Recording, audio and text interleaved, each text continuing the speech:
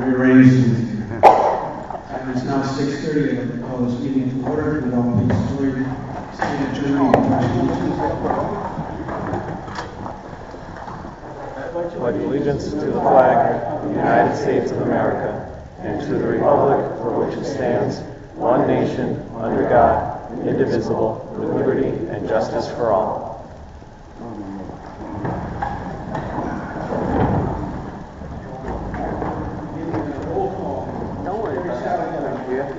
John Peterson. Here. Lisa Carey. Here. Linda Starter. Here. Don Cabello. Here. Senator Miller. Here. Stephanie Walsh. Here. Ted DeMay. Our first order of business is review of the meeting minutes for May 20th.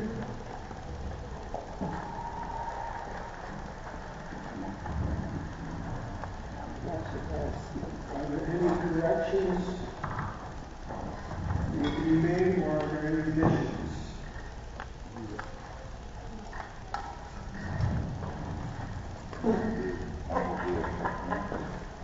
All right, motion has been made by Don to accept the minutes, seconded by Lynn. Any other discussion? All those in favor signify by saying aye. Aye. Opposed? Abstained? Motion carries. First order of business will be citizens' participation. If you have something you would like to share at this time, please use that microphone and let us know if you are a town resident.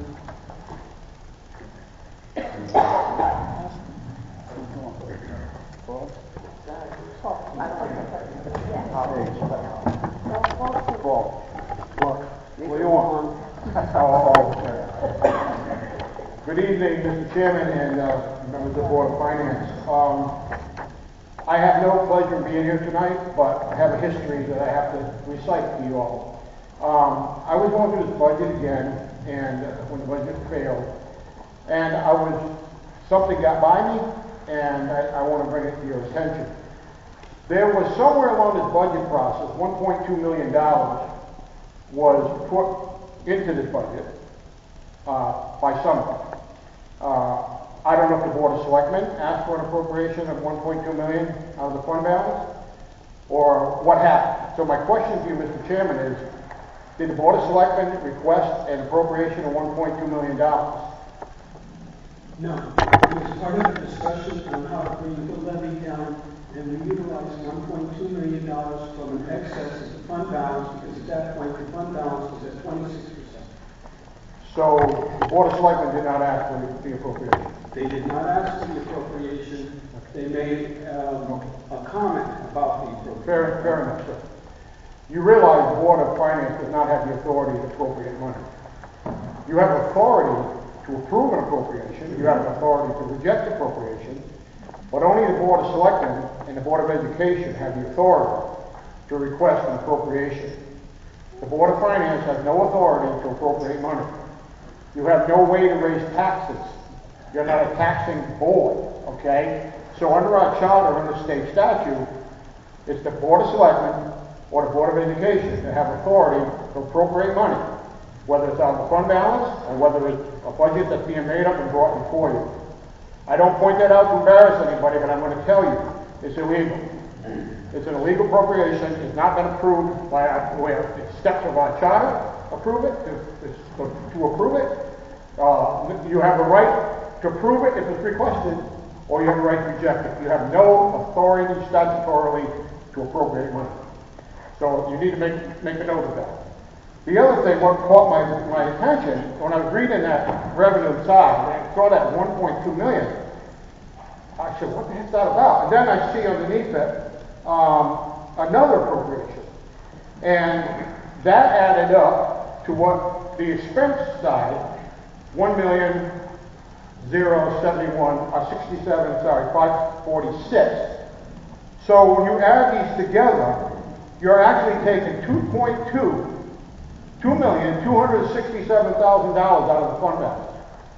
Do you all realize next year, I'm not running for nothing, guys, not yet, okay? But the bottom line is this. Do you realize that you were digging yourself a hole? And you've been digging it for 5 or 6 years now. We're spending, sir. Yes, sir. And if we're digging a hole, how does this fund balance continue to grow? Say again, sir? If we are digging a hole, how do you explain the growth of the fund balance over the past 5 years? Every year, you've been appropriating money out of the fund balance. How do you explain the growth of the fund balance? How do I explain the growth? Yes. Okay, let's step back a minute. I had a question asked to me, Paul, what happens when you have too much money in the fund balance? Under a normal situation, where you haven't dug a hole already, okay, and everything being equal, you would reduce the mill rate. You would reduce the mill rate. You can't reduce the mill rate, you can't pass a tax increase in Plainfield. You're going to the savings account guy. Now, I know you weren't here in the 90s, when we had nothing. I took over a town, it was $1 million in the hole, 3 years running, okay? We appropriated money to build a new Shepherd School, appropriated money to build new industrial park. Our bond rating stunk. We had no money, but we had trends where they always went to the fund balance in order to pass a budget. That doomed us. You realize I financed $30 million and I had to insure our bonds. That's not normal. When you have a good bond rating, you can sell your bonds. I had to insure them to make sure the buyers weren't stiff, then the county pays debt service back. You see, I understand non-reoccurring debt. I think I said this last week. You know, you want to buy a truck, a police car, it's a non-reoccurring expense, okay? Unless they buy another police car, but you can manage your fund balance that way. You can buy some things. It's good to be in that position. We've been spending money, guys. We've been spending too much money. We got some good things happening in town. I think that in time, some of this, you can't be budgeting, well, I don't think you're doing it right now, I hope not. You can't be budgeting money you don't have, okay? You can't do that. I'm telling you all, too many sacrifices have been made over the years by boards of finance, boards of education, and they understood why, even though sometimes we're not popular. It would be wonderful if you could lower the mill rate, but you can't right now. You need fund balance money to actually pass a budget. Now, if you pass the last budget with 3/4 of a mill, not only did you spend $2,267,000, if the 3/4 of the mill passed, there was $925,000 more money. So the actual new spending was $3,192,000. What are we doing here? Again, I don't want to be on a television show. I'm trying to appeal to you people that we got to knock it off. Transfer station, $200,000. Road construction, $300,000. You got town aid money and local capital improvement money that equals $467,000 you can use for paving the roads or whatever you want to do in the roads, okay? You give $100,000 out of the fund balance, there's $200,000 you don't have to spend, okay? There's $200,000 you don't spend in road construction. You can go and take the transfer station out, there's $400,000 you don't have to spend. If we don't reverse this, you guys, I don't know if I'm going to run for re-election, what's going to happen. I'm telling you, I'm not being emotional. I'm telling you, I'm trying to get your attention. That's what I'm trying to do. Now, I put the numbers out in front of you only because the question was asked, what do you do when you have too much money in the fund balance? Well, obviously, you don't raise the mill rate. I'm not for tax break. Okay? I'm not for giving money back to people. Hold the line, live within the line. If you have more than you need, the normal thing would be to reduce the mill rate. That would be the normal thing. You wouldn't need as much. We're not doing that. I'm going to leave it at that. Guys, it's a very serious situation in Iran because down the road, the school's going to need some new heating systems, and there's some other things the first selectmen got planned, and you're going to go out to bonding. And believe me, you're not going to get good rates. You've got creditors, you've got Moody's that's going to find out what you're up to. They're going to see this. And they're going to say, well, if we sell these bonds, if the town of Plainfield got the ability to pass a tax increase, and if the answer is no, the interest rates are going to be high. They're going to be high. I'm not saying you're going to have to insure your bonds like I have to.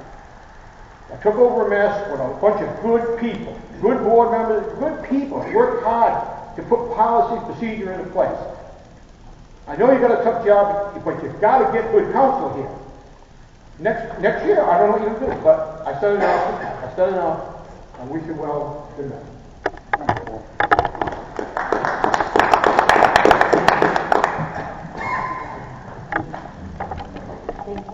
Good evening, everybody. My name is Carla Chardens, Plainfield Height. I've been here at the past 2 public hearings, and I know this is not a public hearing. But after the last public hearing where the board didn't meet after that public hearing, I kind of questioned what the purpose of the public hearing was besides legal requirement, right?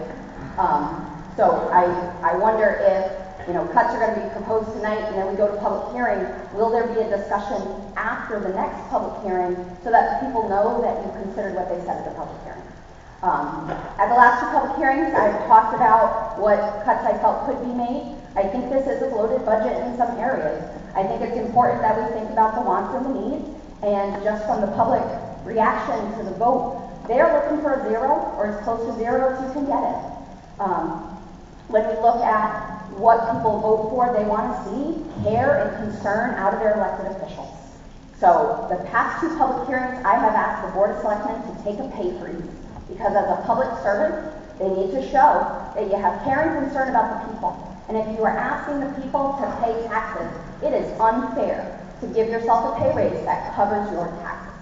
So I think a good step in showing good faith to the public would be for the Board of Selectmen to take a pay freeze. That will be a small cut, and someone will say it's just pennies in a bucket. Well, fill a bucket with pennies and see how many they add up. So if we can shave from some areas just small amounts, those amounts are going to add up. And that's what we have to do.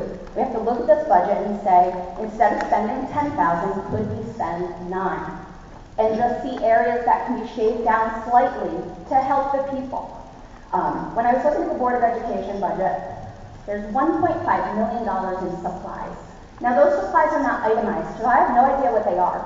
But I'm concerned about it because every year we have teachers who go out with supply lists, and we are helping teachers supply their own classrooms.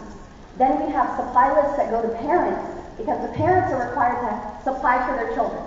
So I'd like to know where that $1.5 million is going if parents are supplying children and teachers are supplying classrooms. I think these things are important. The question I get from everybody is, where is my money going? And I can't explain where it's going, but I'd really like to try to help explain where it's going. There was a post today about the assistant superintendent position that's been vacated, and there was an informational post explaining what that position is and what it does. We need to do that more often. We need organizational charts to see who are the town employees, what are the functions, what are the positions. There's a concern that there's too many administrative positions at the top. As we all know, administrative positions come with hefty pay to begin with. So then when you have a 3, 4, 5% raise on hefty salary, it compounds, right? And people in this town don't make that kind of money. So when they see that people are getting $10,000 raises, $3,000 raises, they look at it and say, that's not what I get, right? So they're paying for the raises of those other people, not understanding what these people do and why is it important. And maybe it's not, but those are the tough choices and decisions we have to do, and we don't have all the information to make them. I know as the Board of Finance, you're just going to give the number, right? And then it's up to the Board of Selectmen and the Board of Education to look at those numbers and say, where can they cut? And I'm saying shave off areas. Don't look to whole cut certain things when you can shave off and make those pennies add up. People are looking for just some kind of example that you understand what they're going through, right? I think the no vote shows that they're not going to accept this. We're going out a 3rd time. I don't know what that vote would be, but I can probably say voter turnout's going to be lower. I think the trash question really upped voter turnout. So we're going to have a different group of people voting at the next vote on June 16th. So I'm just asking the board to look, get as close to 0 as you can, because that's what the people are looking for when you talk to them. And then it's up to the Board of Selectmen and the Board of Education to justify and defend their budgets. If you can explain why these items are important in your budget, you're the salesperson. You have to sell it to the public. Explain to them how you're putting their money to good purpose and good use. Because if you do that, they will vote yes. But that hasn't happened. And it's obvious from the reaction to the budget votes that that's not happening. So there needs to be better explanation of where tax dollars are going, because if people believe it's being put to good use, they're going to vote yes. Thank you.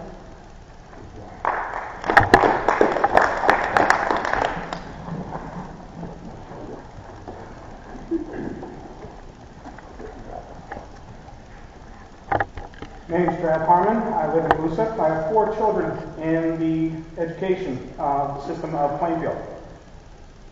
401ks, savings plans, even a mattress at your house. We save for potential issues. We have insurance, health insurance, piggy banks. We were told to have money set aside for a rainy day.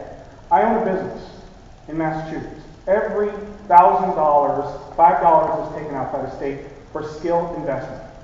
What am I saying? Stop cutting the Board of Education. It's an investment, not a liability. I voted yes on everything except the trash. To keep our future safe and sound. We can't keep cutting the Board of Education and hoping our kids develop the skills on their own. It doesn't happen. It doesn't happen at all. The police, for example, they understand the prison pipeline. Low-skilled, uneducated people create problems because they don't know how to deal with stuff. By educating, keeping their skills up, giving them the ability to succeed, giving them the way to succeed, it saves money. The police don't have to arrest people who aren't doing anything wrong. They're not stealing. Stop cutting the Board of Education. Yes, cut everything else. I don't mind if we have to cut some stuff. Okay, maybe get a used vehicle for something. Maybe we cut something from the town. Trash, I don't know the details of that, but figure it out. As a parent, I do not want the Board of Education cut anymore. I don't. It is nothing but problems in the future. And just look around. Look at all of the failed towns in the United States. What is the common thing? People didn't want to bring their children here. Why? The towns are dead because there's no education. There's no future for them. Make a future for your children in Plainfield. Give them the skills, educate, give the teachers what they need, and cut it elsewhere. That's all I'm asking.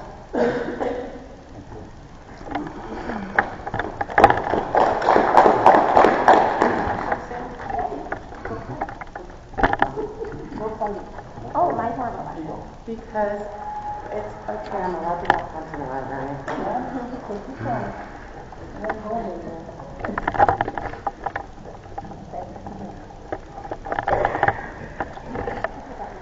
Mary Landry, listen. Please bear with me because I'm a little nervous. I'm like, in public. I'll talk to you individually, but in public, it's not cool. Good evening, Board of Finance. Fix your microphone, we can barely hear you. Good evening, Board of Finance. I'll get it. Good evening, Board of Finance. It's Dawn. It doesn't look me. We know you have. I can talk louder. I know you can. Okay. I can talk louder if I need to. Good evening, Board of Finance. I will keep my points direct and to the point. Our police department plays a vital role in our community in keeping us safe. The police department has already made cuts the last 2 budgets. If they are asked to make further cuts, it could mean staff reductions and no equipment investments. This will directly impact the community safety as well as our officers. Neither need to be a risk. Sorry, I get emotional because the thought of one of these guys getting hurt taking care of us is not okay. They have families too. If the Board of Finance requests additional cuts from the town budget, it is my hope that the Board of Selectmen will work to find other non-essential areas to make cuts that don't involve public safety. If they have to make more cuts, they could lose their tasers. We could lose staff. We cannot go any lower on our staff, people. These men are running skeleton crews. And we need more women involved in the police department. We can't bring on officers if we don't have the budget. We need to stay safe. They do their job. Thank you.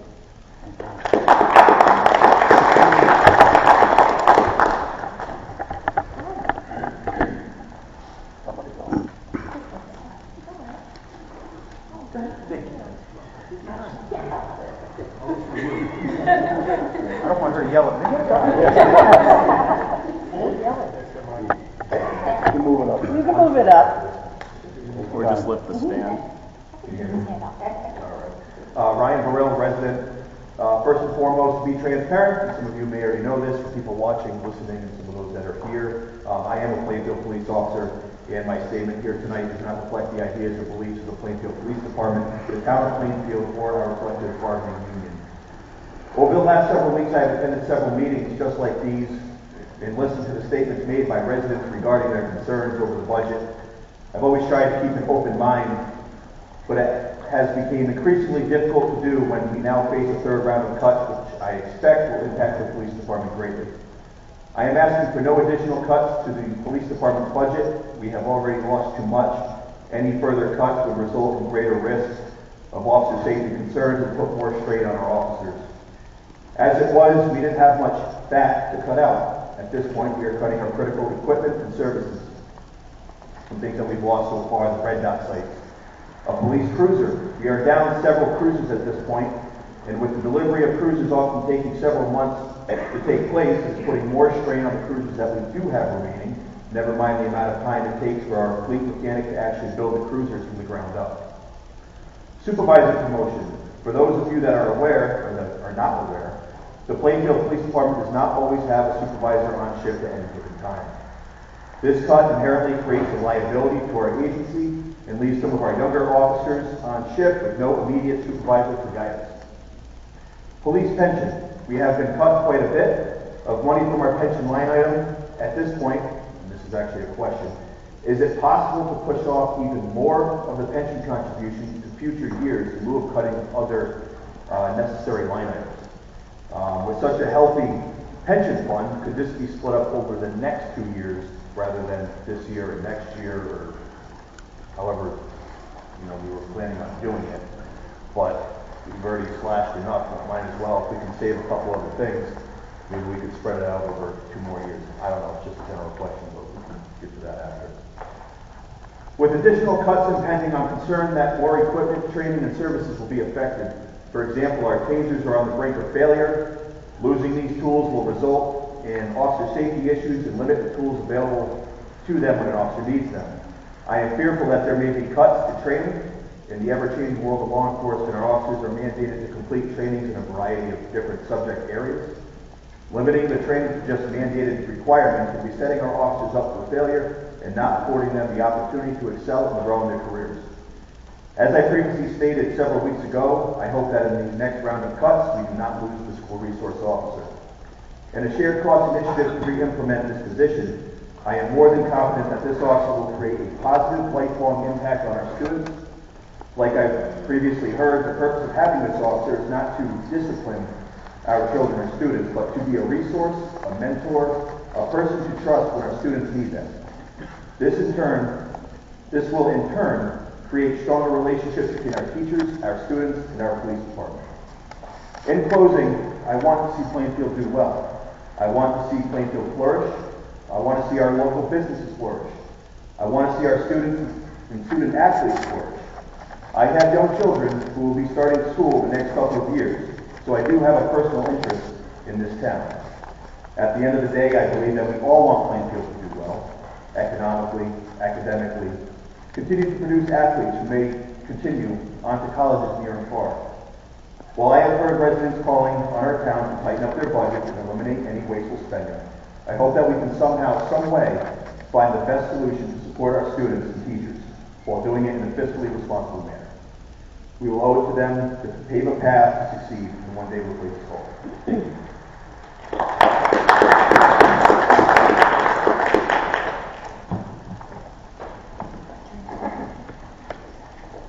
Hello, my name is Sam Darenthal. I will go to my own street for my address for a second.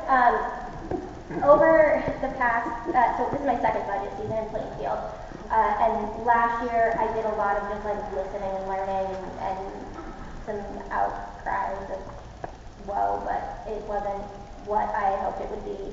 This year I really worked on looking for ways to educate people, and our superintendent has looked for ways to educate people about what is in the budget and then really breaking it down. Carla has posted agendas We have had, I've had several conversations. I was at Music Elementary today at their field day, and there were several parents there. There was so much volunteer opportunity, and I hope that other people are, because at the rate we're going, we're going to need a lot of volunteers in our schools.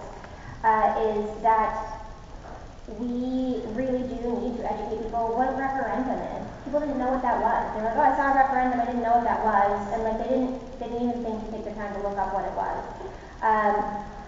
These little things are things that we need to start educating people about, not just in a way that is, well, attend a meeting, you'll figure it out. People don't have time, and I get it. I do what I can when I can, and I ask questions, and I try to figure it out, and I try to teach people along the way.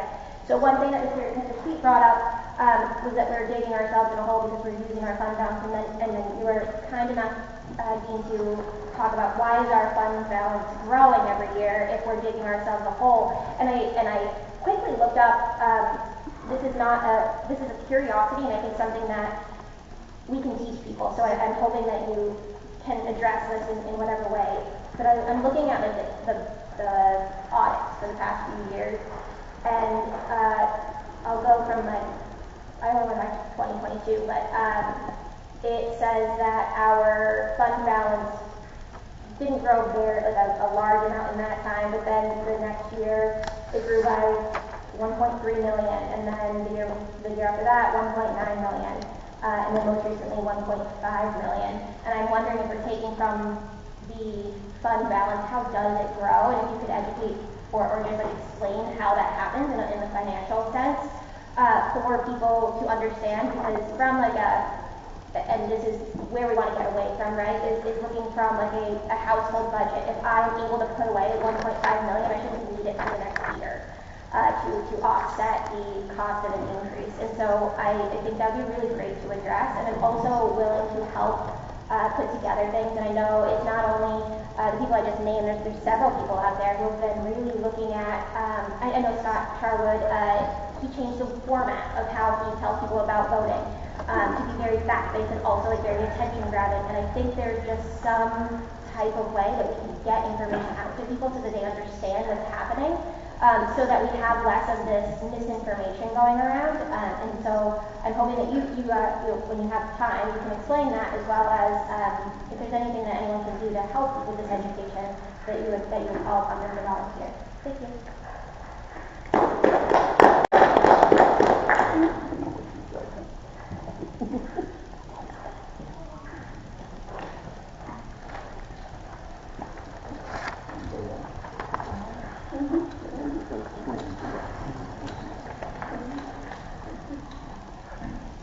Good evening, Board of Finance and Plainfield residents. Once again, my name is Chris Kustoff. I've been a Plainfield resident in Moosewood for 9 years. As you know by now, I've also been a teacher here in Plainfield for 8 years, and I've taught for 9 years overall. First, I want to thank all the town residents who voted yesterday, and thank you to the town hall employees and the Board of Education for advocating for your budget. On the bright side, we went from 7.5% of town voting to 11.8% of the eligible town voters. That's phenomenal growth. However, as a social studies teacher and Plainfield resident, I'm still disappointed in voter turnout. The town has already cut $610,000 from its original proposed budget. Board of Education has already cut $880,000 from its original proposed budget. These are not easy cuts. However, even though the numbers show that as more and more voters turn out, they are more content with our budget, the majority of voters still indicate it's too high. I've had residents tell me that they only want extra fat cuts in the budget, and that we have to be fiscally responsible. I do agree. But what the next round of cuts will do is eliminate positions. And since there will be most likely no wiggle room, as the 192 teachers in Plainfield go into negotiation, we will not be able to get pay raises like we should. And I've had some Plainfield residents tell me that they only want a fat cut, but that the teachers and staff can try harder for the raises. However, as we don't account for 75% of the budget, we can't advocate for a higher pay without a corresponding increase in the budget. So let's cut it more. I'm advocating for the Board of Education to fire off teachers, paraprofessionals, and all the staff. We'll be fine. We can find higher paying jobs in other districts or other towns or other jobs. This will save the town millions. Then we can have the schools run taught by town residents and volunteers. They apparently think they can do it cheaper and better than us, or that education doesn't matter. Either way, it'll work out well. Honestly, this is actually a genius plan, as you'll realize in about 10 minutes that it takes certain amazing individuals to teach kindergartners, middle schoolers, especially 8th graders, and high schoolers who would rather be anywhere but there. Then they'll more likely give us a much needed raise while begging for us to take it back over. Satire aside, the following what I think are, as a resident educator, needs to have an enlightening budget cuts. The school resource officer needs to be cut. The residents have spoken, they don't give a hoot. And while it may seem like satire, the next part is not. All sports and extracurriculars need to be cut. These all use excessive fuel and employees' pay. If the residents feel that we spend too much money, sports literally have nothing to do with education. If we're already cutting educational technology and paper from our schools, then sports will save us significant money. If our Chromebooks and smartboards fail, and we don't have paper to print work and lessons, we'll at least need chalk to use on the boards. But the instructional supplies are cut already. So, sports should be eliminated so we can have fun to teach. I was previously kidding about renting sports fields out to the local farmers, but why the heck not now? All town residents will feel the reverberations of these budget cuts. The impact of the Board of Education budget failing may not happen or be noticeable right away, but your future kids and grandkids will notice it. As PEA Public Relations Membership Chairman, I've been trying to convince teachers to stay, as many are looking to leave. They feel that residents don't support them, education, or their students. Based on how the population is voting and the lack of voter turnout, they may be right. I will say it over and over again. I love teaching here in Plainfield. It's not amazing paychecks. It's my amazing fellow educators to the left and right of me in my school, are awesome students, and are sure goal to help the next generation. But town residents are making it harder and harder to love to teach here or want to teach here. Education, like protecting our liberty and constitutional rights as citizens, is not something that you invest in once and hope it goes okay. It's something that needs to be done again and again. Otherwise, the consequences will be dire for our town and country. Please stop cutting the budget again and again, residents. Otherwise, Plainfield residents will reap what they sow. Plainfield will slowly die and wither, and I know no one here or watching wishes for that. Thank you for your time. Thank you.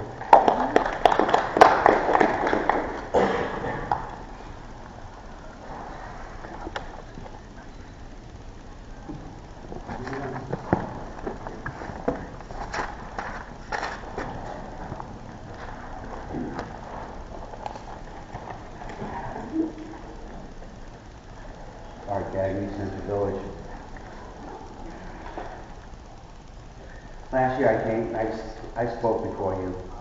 I said I'd check into the DOE budget even deeper, and Mr. Russo has helped me to do that this year because of the things he said at the microphone. So I'd like to share some of those things with you. But on the town side, I'm looking at proposed cuts that the first selectman gave us, and it's really sad. I mean, we're going into things that really shouldn't be cut. So I'm concerned with that. I'm concerned with the fact that out of our increases, you already took 60% of our increase, where the Board of Ed's increase, you took 44%. I don't know where that 60-40 went, but it's gone. So yeah, you can do the math on that. So anyway, on the Board of Ed, last year the biggest thing for me was the increases, because you can't tell what the percentage of the increase is. So you have to do all the math yourself. So I went through every teacher, and I just found out there's more teachers than I thought. I thought there was 187. Some are paid by grants, so you don't know how much they're making. But a typical MA3, Master's 3, would make 4.2% increase. MA5, 6%, MA9, 7%, MA12, a 9%, MA13, 12% increase a year. MA14, it goes down to 3.2, big drop. And then MA15 is 2.5. And you would think, yes, that's the high end of the teachers, 80 to 100,000. But that 2.5 doesn't pan out the way I did an MA9, 70,000 at a 7% increase is $4,900 for that year. An MA15 making 90,000 at a 2.5% increase is $2,250. So the higher earners aren't making it because they're only getting 2.5%. These are just statistics going through the budget, like one of your members went through the town budget. You know, it's like, okay, So teachers that are from 40 to 60,000 would be an MA3 to an MA6, we have 50. Teachers that make 60,000 to 80,000, that would be MA7s to MA11s, we have 25. Teachers that make 80,000 to 100,000, which would be an MA12 or higher, we have 96. So we're top heavy on the top earners. More than half, or just about half, are making 80 to 100,000 a year. So out of the 187 teachers that I thought we had, that I counted, we have proposed next year 68 students less than this year. School-age students, whether they're going Barrows here, wherever, 68 students less. We have 1,874 students. Just one teacher for every 10 students. So that's just a fact. Another thing I learned, that we have 11 tutors in 4 of our schools. 9 full-time, 2 part-time. I don't know why we need tutors when we have so many teachers that are doing a good job. I don't understand it, but and then the other thing I noticed was the courses that are not offered anymore. There's 37 courses that are not offered anymore. Not to mention the sports programs that are just gone. From what I can see in their program, they have football, baseball, basketball, soccer. That's about it. They don't even list JV sports, just varsity sports. I don't know if that's changed. I'm concerned music has been cut. There's no music theory. There's no fundamentals of music. There's no piano. CAD is gone. CAD 2 is gone. All these programs that would help our students are being eliminated. And even the sports, I would love to see the sports director bring it back. Because we used to have wrestling, we used to have tennis, we used to have programs here, golf. And, you know, we're an alliance district now. So what's going on with the Board of Ed, you know, we have 11 positions. I think they cut 2 last cut. So we have 11 new positions on the Board of Ed side. I just want to put those facts out there.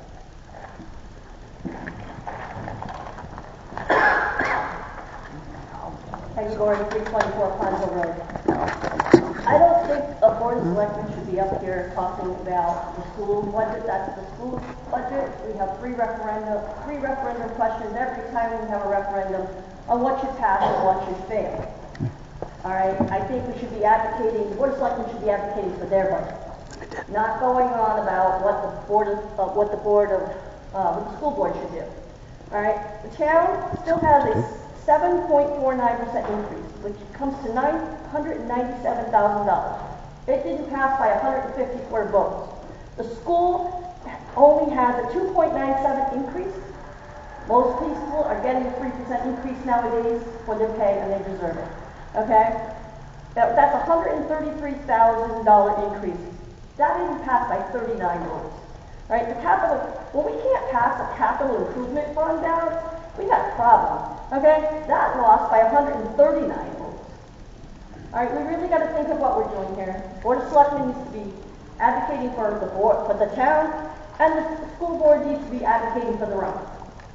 We need to do a better job of informing the public on what we're doing, why we're doing it. I think the communication that we have is poor. We need to do a better job of making sure that the public understands what we're doing, why we're doing it, and how we got there. All right, we don't do a very good job of that. Thank you.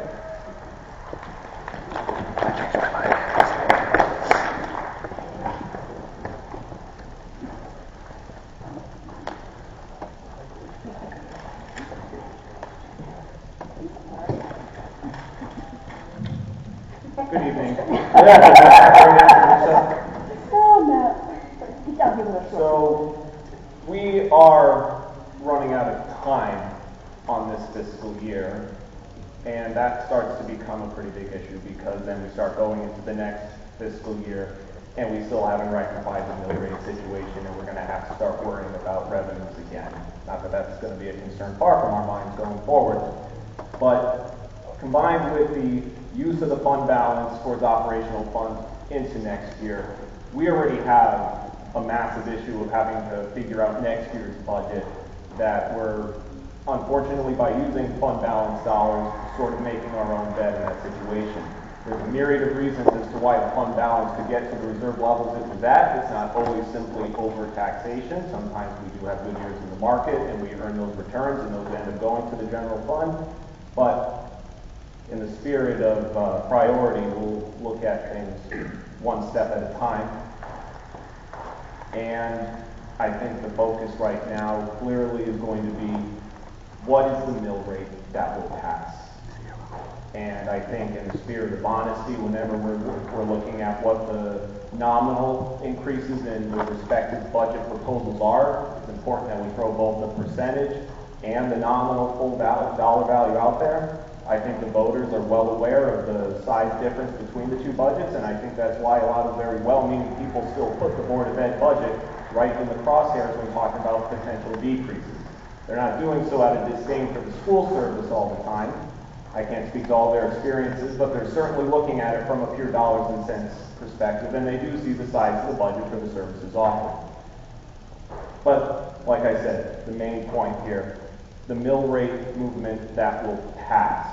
Now, if I had that kind of clairvoyance, rest assured I would have let you know weeks ago when I warned about timing and potentially kicking the can for discussion, because we would find ourselves in a situation where we are pressed for time to have to make very big decisions, where clearly based on the feedback from numerous community members, nobody's happy and nobody's going to be happy with where the budgets end up. It is part of the process, but that doesn't make it a particularly joyful one, I'll admit. By my quick math, and I'm sure Kelly will validate during the duration of your meeting, a proposed mill increase of only a half mil is going to require you to reduce the net increases by $365,000. A net mill increase of 0.25, so a quarter of a mill increase, would require you to reduce these budget proposals by $728,000. That's the range, I think, that we're looking at. Not recommending one or the other, but saying that's the scope and the gravity of the reductions in these increases that I think put you on the road to a budget proposal that will pass. And the sooner we get there, the better, because then we can start solving next year's budget problems ASAP. Thank you.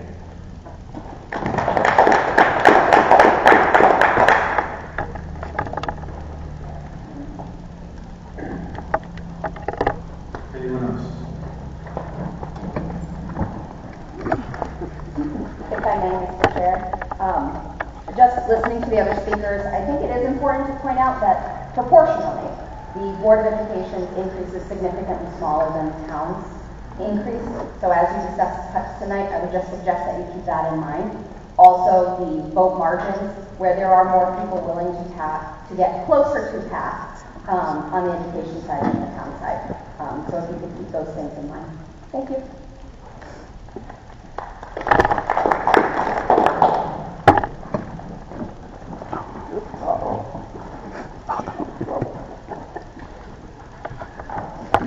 Hi, Jim Gagne from Central Village.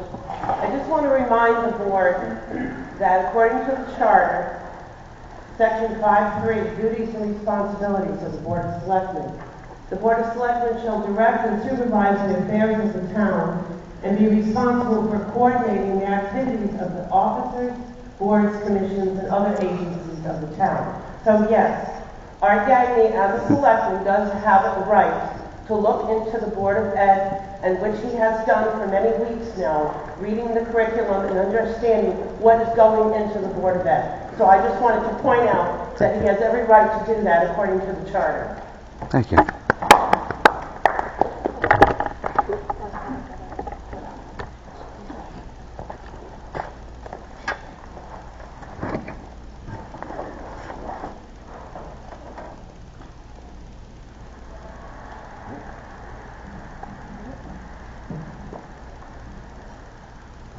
Anyone else? Mr. Chair? Yes.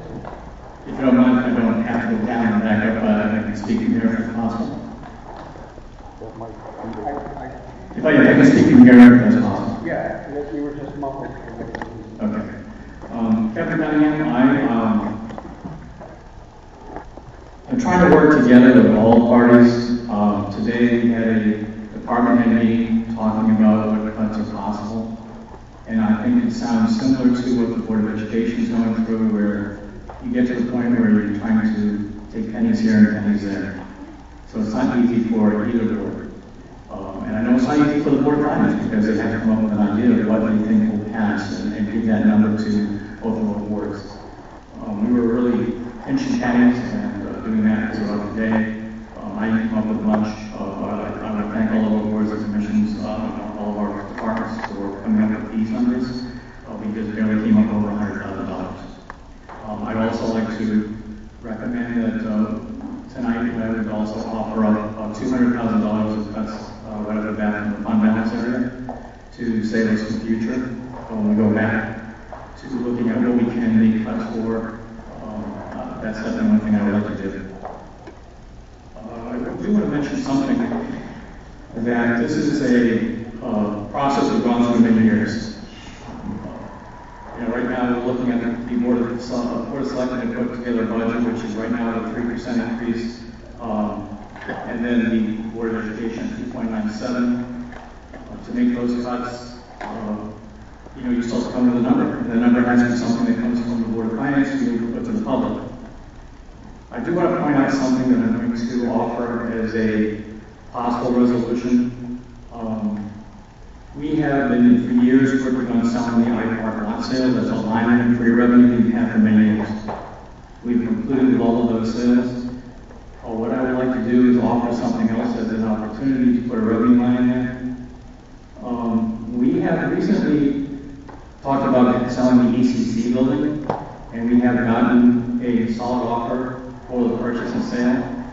That would have to be part of the discussion, not only for your budget to put that in there, but also for, if it's passed, then go to a town meeting. I think I'm starting to gain some ground with people to understand that as of right now, no one's come forward to say what they want to use it for. There's nothing there, which means that if you continue just to hold on to it, there's continued maintenance costs, there's continued future work that has to be done in that building, and we're holding on for what? I know there's an offer that's coming in tomorrow. I was called and told about that, but I do want to let you know that there's a reasonable offer for $1.325 million. If you want to see, I have a copy of the purchase sales agreement, but I would consider that if you were to able to put the sale of the ECC building and the roading line for $1.1 million, and then you have some other small cuts which I'm willing to offer as cuts, that you don't need the ECC payments anymore. The assessor appraiser came in at $5,000 less, and I already spoke today earlier with the police who were cutting another $12,607 from the police pension. That brings you to a proposed adjustment for $1,184,828. And there's a reason why I came with that number. It's because by putting that out there, you are able to then help and support what we're doing for the Board of Education. You can help and support what's going on with the town budget. You would also be able to make it so that the zero increase can go forward to the public. I think that's something that definitely needs to be considered. I can go on and on about that at a future meeting, public informational meeting, and talk about that. I'm willing to share that information with everybody, talk about it publicly, meet with the purchaser, explain what they'd like to do, but I think it's something we should consider for the future. Thank you. Mr. Chair, if I may, public comment's still open, right? Yeah. Okay. I would just caution the board against considering revenue that is subject to a town meeting vote. If the revenue is not in your hand, I don't think you can count it in your budget. I think that's against good accounting practices. The finance director can verify that or not. But the sale of any town property, especially the ECC, is subject to a town vote. And also, when this item was brought up previously, there was quite feverish public comment against the sale of the ECC. So I would just caution the board again, once again, now, counting those chickens before they're hatched. We shouldn't be offsetting our budget with revenue that does not exist. Thank you. Mr. Chair, if I may, I appreciate Kevin being creative. I do, honestly, I do. If you did something like that, again, you're right. Through the charter, you can't take a piece of a fixed asset and put it in a budget and expect to circumvent the process of selling real estate or property in the town of Plainfield that belongs to the town of Plainfield. My point is this, even if you could, you'd have a one-time revenue, right? What will you sell next year? What are you going to sell next year? You see? That's hot. You don't. I appreciate what you're doing here. Honestly, I do. But that's an offer. That's something you put out there. But it isn't something you're going to realize. It's not going to happen. The town don't want to sell the building. They want the town to use the building. It'd be nice to get a tenant in there. But down the road, maybe they will. Or maybe they'll sell. But I wouldn't balance the budget based on a fixed asset being sold. Thank you.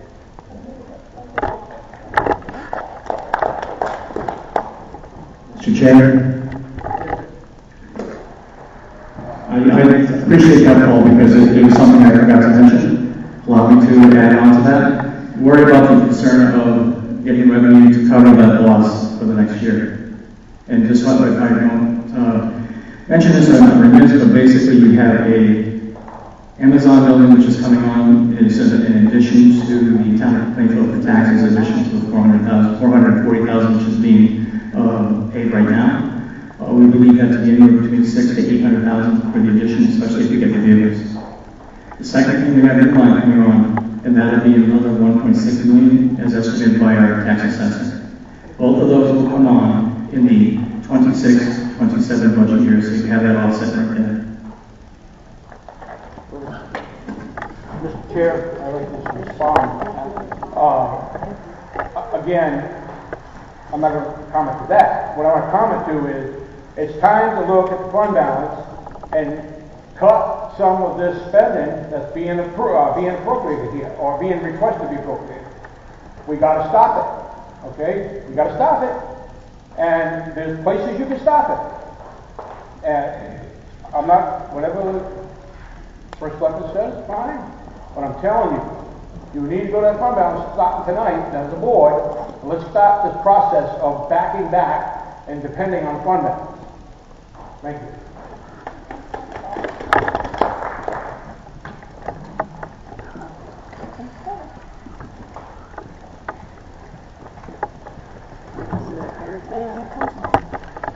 The ECC building is a populated. Is it what? Populated, people in it. No. So it's an empty building. Sell the building. Do it. Get rid of it. Get the money. One big thing, and this is somebody should take note. The Government Accounting Standards Board, Statement 31. You cannot take unrealized gains and make proposals, budgets, investments, or other statements of financial position at any level. From a single person government to 2 billion, doesn't matter. You cannot put it on your books at all. It cannot be on any budget. That is Government Accounting Board. That's standard government practice. Point is, accelerate the sale of the building, balance the budget, get the BOE budget untouched, do what you need to do with other departments, but that is something that needs to be really considered. Thank you.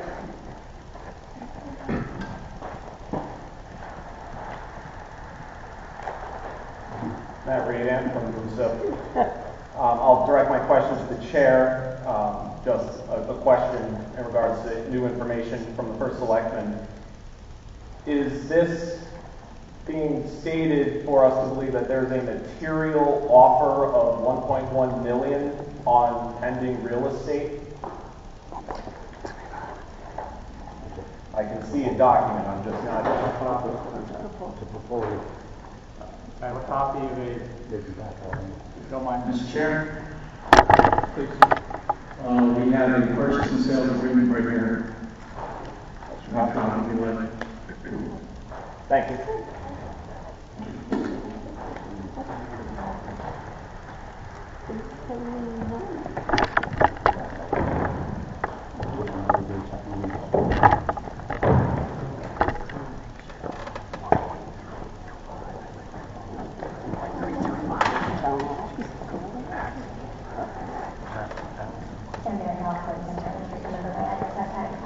I just want to point out that we still had 1.9 added to the fund balance last year, and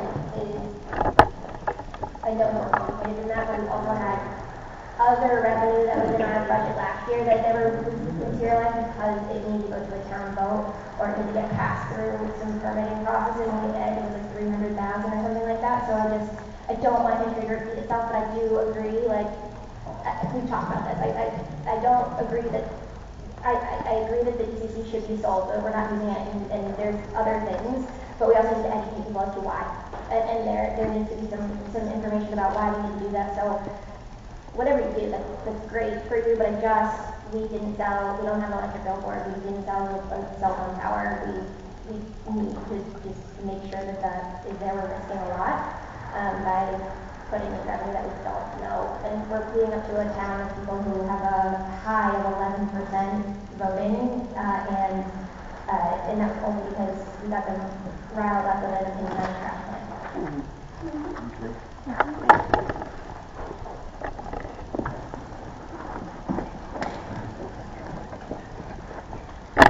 I think with the ECC building, I've sold real estate before, that can change. All right, you have a proposal. It's not a done deal. You can't look at money you don't have yet. That's number one. Number two, the town has clearly said they don't want to sell the ECC building. They would like to see something else done with it. All right, the fact that we keep trying to sell the ECC building because it's been vacated by the school is not. We've all clearly said we would like to do something different with the town hall. We'd like to see something different done with the ECC. All right, I think selling an asset that we have in town when we have so many needs, not wants, we have needs, okay? When we have that many needs, we need to think before we go selling our assets or keep trying to sell our assets. All right, thank you. Okay.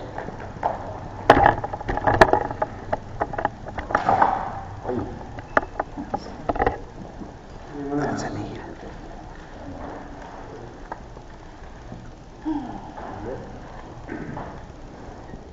All right, if not, I will close this portion of the meeting. One last call, anybody else for citizen participation? We'll move on to the next item. Before we do, Samantha, I wanted to answer one of your questions. Yes, thank you. How does fund balance grow? Okay, one of the ways that it grows is we budget certain revenues, and then we see those certain revenues. You know, I'll give you a couple of instances. This year on back tax revenue, we estimated we get $325,000. Yep. We've already collected $636. So we've exceeded that number by over $300,000. That goes to the fund balance. Okay. Another area is interest income. We estimated $200,000. We've already earned $580. So there's another $300,000, and those are part of the components that allows the fund balance to grow. Awesome. And I'm just taking notes. I apologize. I'm not texting. I'm just taking notes so I can No, let people know. Thank you. And if you go online, you should be able to get a current financial statement from the town, and if you look at the revenue lines, that'll give you that. It'll show where it is. Okay, awesome. Thank you. Well, lots been said tonight. Thank you all for coming out. As been stated on several occasions, we do not have an easy job. We get to listen to a lot of contributions, and then we get educated ourselves. And so those of you that communicate with us, we really do appreciate it. But there are no easy decisions. One of the communications I received not too long ago was somebody telling me that when nobody's happy, you have a good compromise. We're kind of at an impasse. A lot of us listen to people either communicating to us through telephone calls, or text messages, emails, or even live conversations. And unfortunately, it seems like we hear the people that agree with us more than we hear the people that don't. Or maybe we don't take enough time to listen to somebody that has a different perspective or a different opinion. And I think that's where we fall short. If we just talk to the people that agree with us, then we don't get a real picture of what is happening. We have to be aware of what our needs are. We have to be aware of what our wants are. And we have to be aware of what we can afford. And that is different for each and every one of us. And our job is to find a balance.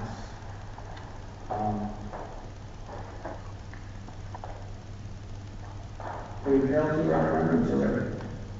You know, so obviously we started out too high, but what is too low? Where do we come to a point where all of a sudden we start cutting and we lose something that's important? We've already lost positions on the board of ed. We've already lost positions on the town side. At some point, we get to a situation where why wasn't this taken care of? And the answer is we don't have anybody to take care of. While I realize that budgets are not easy and people struggle financially, the thing that puzzles me the most is most people do not understand what the mill rate is and how it affects their taxes. On the last budget proposal, a house that was assessed, not appraised, assessed, at $200,000 a year. Their taxes would have gone up. Kelly, maybe you can help me with my math. $12 a month. That's $3 a week. That's one trip to Dunkin' Donuts. I've also heard the expression fixed income. Well, I'm there. But I do know that I had an increase in Social Security. Now, it's not an easy answer to any of these questions, okay? And I'm not being dismissive of anybody that's struggling, because one of the things that I saw that was cut, that if I had to say would not have been cut, was Project 10. I think we have people in our town who need help.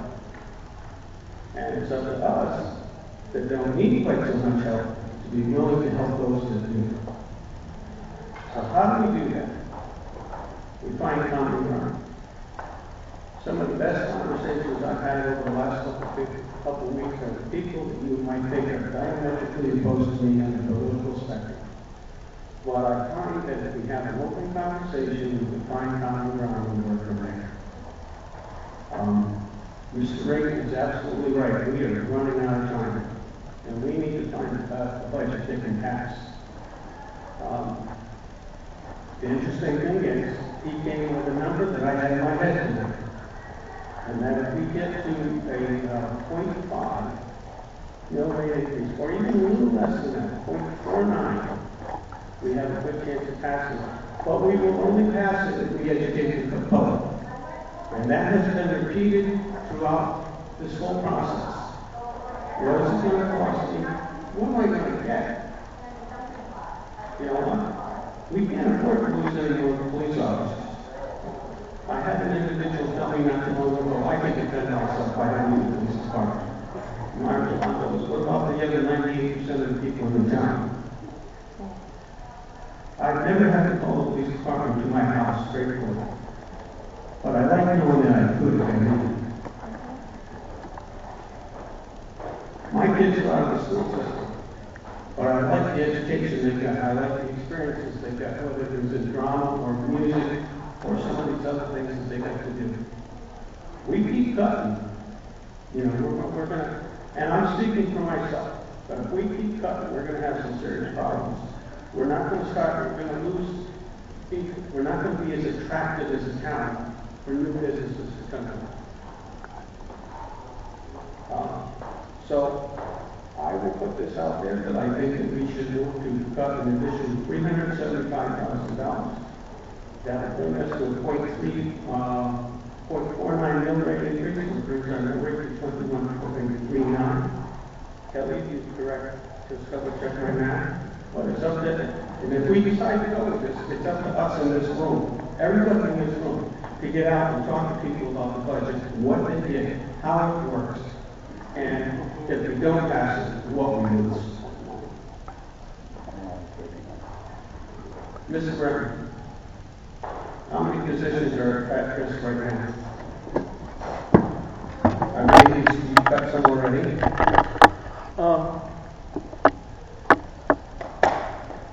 I want to answer this earnestly. So when you say how many positions are at risk, if you take a look at what I've distributed, and what's up there in front of you, you can see every position that was in our budget that we've removed. You can see whether or not they were proposed new positions or whether or not they were currently active positions. When you ask the question, how many positions are at risk, it's a hypothetical. I don't know what my cut is going to be. As of today. As of today, how many positions have been cut since we started? Yes, give me a moment and I'll answer that for you. Mr. Selectman. I counted 6 in a quick. How many positions have we lost on the council? We had proposed for 2 more, and those were cut. Okay. I'm being told I counted 6 as a quick count. Okay. So you count, so that's 6 so far.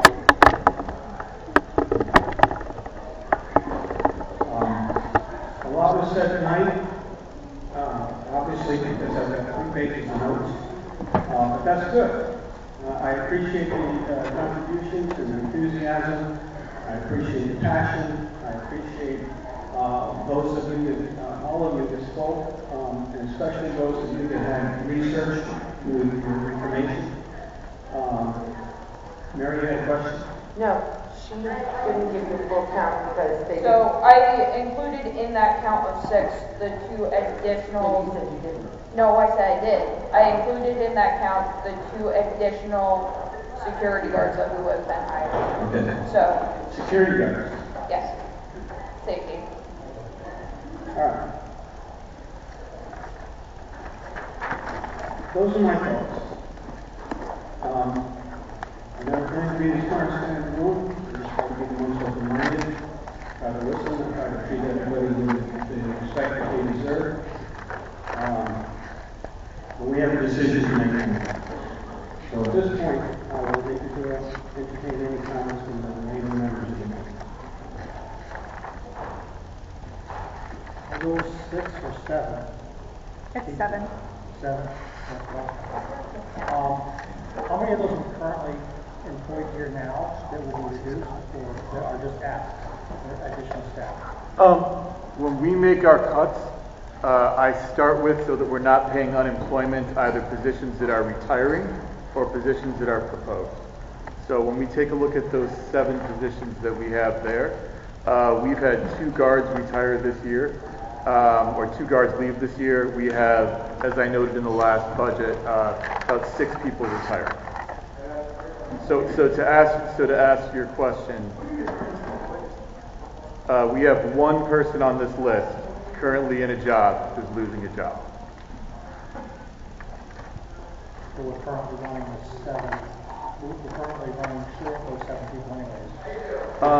We will be losing them this year through retirees or other places. And not backfilling.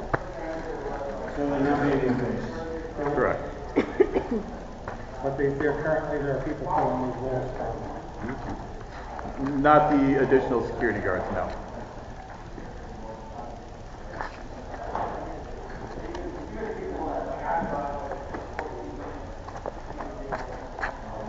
Any other questions or comments? I was questioning the police tasers. Where are they listed in the budget? Are they under their budget or are they under the fund balance? I'm sorry, the police tasers, are they in the fund balance portion or are they in the? No, they're not, the tasers are not fund balance, that's the budget. That's correct. Tasers are from the training line item. Should they be? They are not a one-time purchase. That is actually a taser program that is designed over the course of 5 years. They will be replaced, broken, battery replaced, cartridges replaced. That is all a system designed over 5 years.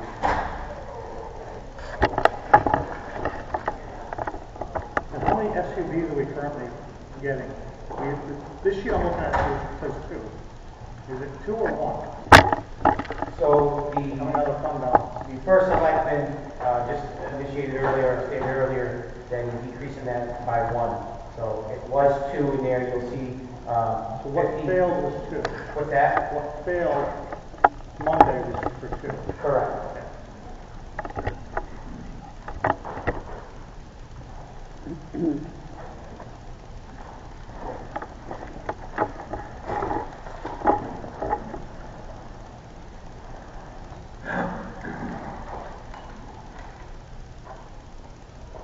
I still don't understand why we need to use building and grounds trucks and bought 2 the last couple of years. I think that would be a savings right there.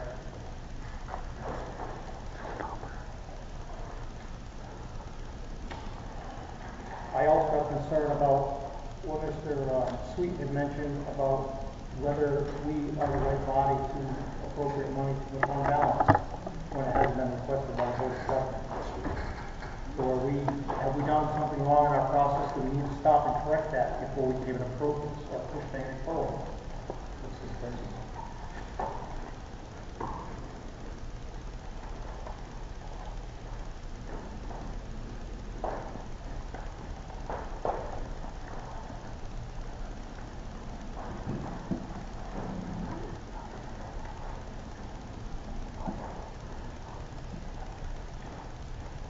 I wasn't the first selectman comment on that, can you please? I believe the governing body for the fund balance is actually the Board of Finance. Could you say that again? The governing body for the use of the fund balance is the Board of Finance. But does the request have to come from the board of selectmen or from the board of finance? Push it forward. Not at budget time. I mean, it could be wrong, but not at budget time as far as I read.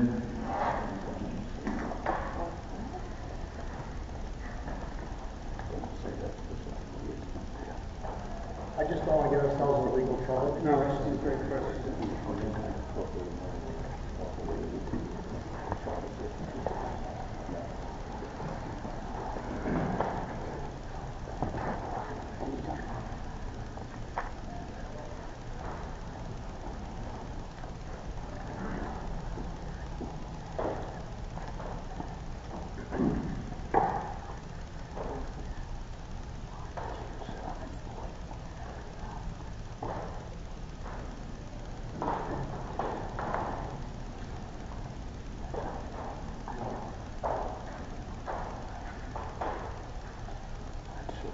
So Kelly, the taser purchases, the chief says that that's not a one-time purchase, but neither is the police vehicle. We keep buying those out of fund balance year after year.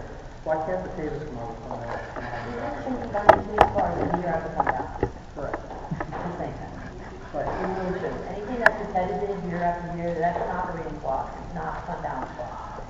If you buy, same thing, say with a highway truck, if you buy a highway truck every year out of fund balance, that's repetitive. Who sees that stuff? But it wouldn't be a year after year, it could be every 5 years or so.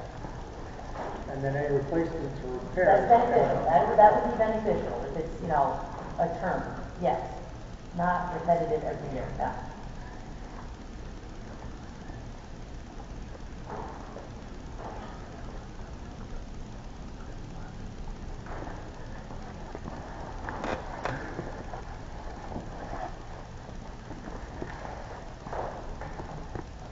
Any tasers are important. That's something that they're due to be replaced. We got to figure out how we can figure that out.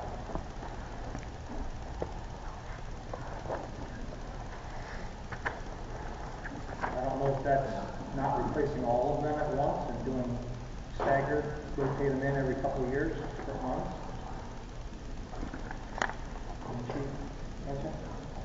Chief? So currently, we utilize roughly 5 tasers.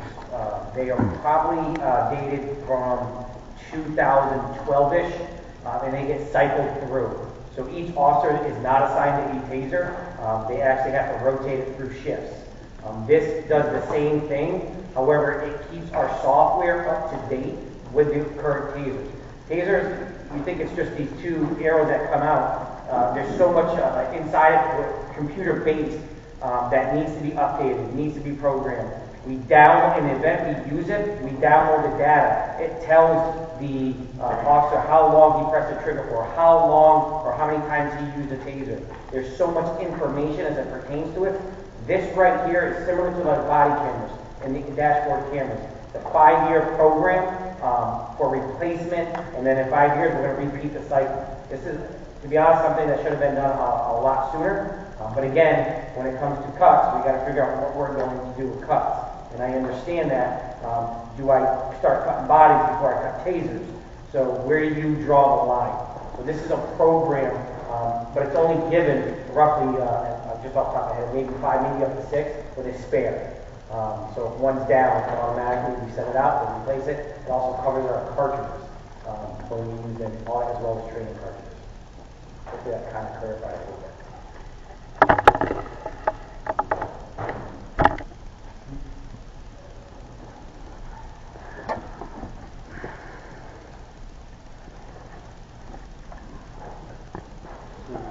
See anything when we're looking at the book, the charter? It doesn't, it speaks to written requests, but it doesn't specifically say regarding the budget. But it's worth getting better research on. Problem is, we're going to make a decision tonight, and if we get the research done after the fact, we could have made a big error. I wish this had been brought to our attention earlier, that we were doing something wrong. Kevin, do the board of selectmen meeting after this? Yes, it is. So he could appropriate at that time, the 1.2 officially. No, or it's include it in the budget. a special meeting. Oh, special, sorry. Can't add it.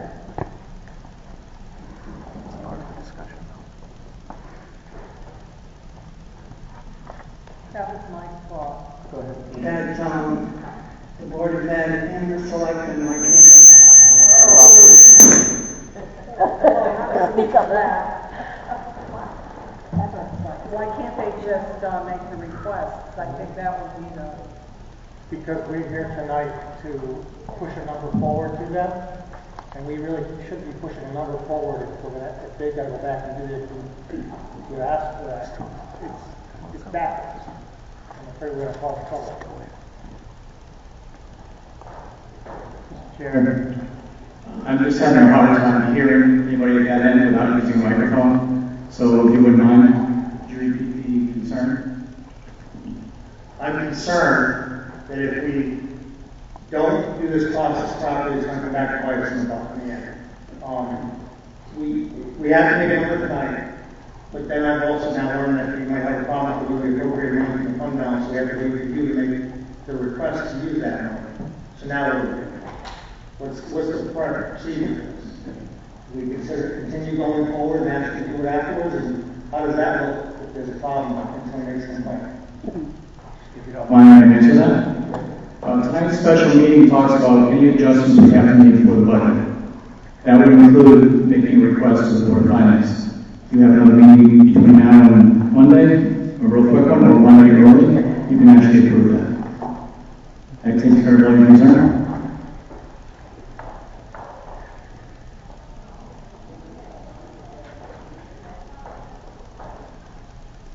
But an appropriation of that amount doesn't have to go to town meeting. It's part of the budget, that's fine. It's under this purview. budget using a fund balance, and then the town votes on it as a budget, and they can see that's usage of the fund balance. So you don't have to do a referendum for that. No special meeting. So you're voting on the whole thing. Right.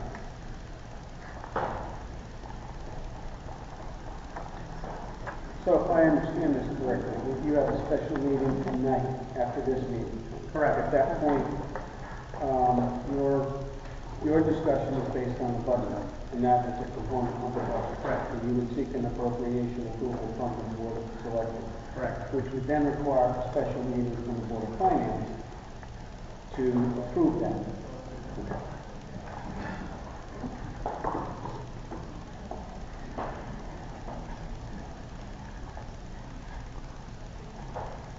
Any thoughts from the board about that conversation? And Sean, thanks for bringing that to everyone's attention. I just want to make sure we're not making a No, mistake. that's a good. So that would be good enough to move forward. Yeah, it would just no, it was just making sure that we're following a procedure that otherwise would be a problem. We've been told twice already, and I'm one of the other. No. We've been told no twice already, so we need to, I think we need to make the increase way small. Okay. I've been thinking, these numbers, maybe we get 1,400 people next time around. And guess what? We'll all go no again. That's true. And it takes time for the numbers to get higher. They're telling us no. So, maybe, at first I thought maybe, that's what half mil would work. I think maybe we have to go a little bit more. Maybe probably 0.4. 0.4 mil increase?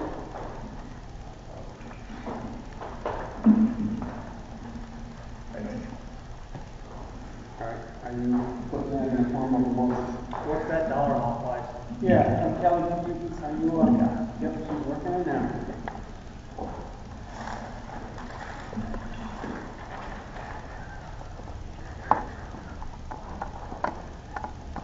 It'd be 582,000.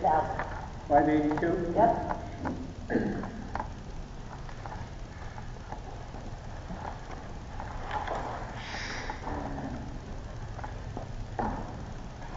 How would you do the percentage? Well, we can discuss this without a motion being made, because I do have some thoughts. Well, we are discussing it. There's no motion tonight. Well, regarding the distribution of the new cuts that might be suggested tonight, I think we have to look at the voter turnout that we had on the referendum. There were 29 people that, the difference between the school budget passing and not passing was 29 people.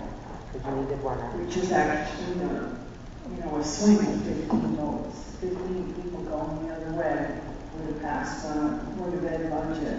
So I think it's important that we realize most of the town is speaking on behalf of the Board of Ed getting their money. That's all I have to say about it. I mean, I think that's way too high. The cuts that we're proposing tonight, I know these boards that, bang their heads against the wall trying to figure out where they're getting the money. And as far as the tasers, it's my understanding we can recommend how much money we want to give or don't want to give to the town.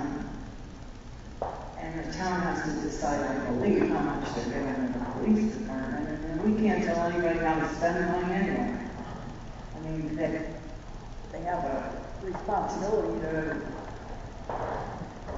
be responsible, but we can't tell them to go spend X amount of money on tasers if they choose not to. So the point of all that is that I don't really think we're in a position right now to nitpick the budget. All the department heads came forward with every single line of money that they wanted. You know, the girls in the office knew how much money they were going to spend on paper and toner. But that was 6-7 months ago. I don't think it's something that has to be rehashed tonight. What I'm saying is I think it should be I know we have to change the school budget because that's what the vote came out at, but I think it should be a very minuscule amount. What's the number that you think it will pass? 800 people in the first one, or 1,500 people. I think a lot of those people turned out because they thought they were voting for the trash. So what was your question? How many,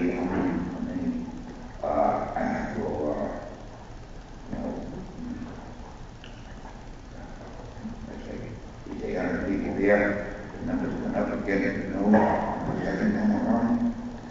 So what's the number you think?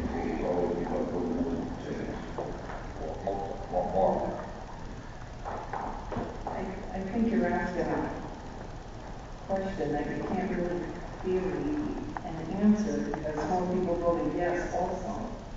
Right, yeah, I voted more on the trade. What's your question? What's the number of maybe people? What's the number? Believe me, if it was up to me, it would be like 100,000. I just think we're done. I think we are at the... So we got to need to come up with that number. You know, half. I agree. It could be anywhere from 0 to where we are now. Can it be 0? People say it can. I'm saying 0.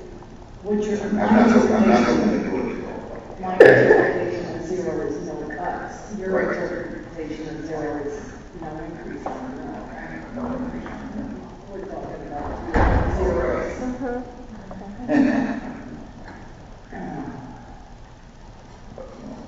Mine is still going to run a business together, still going to run a town, still going to run a school. But what are the people going to pay it?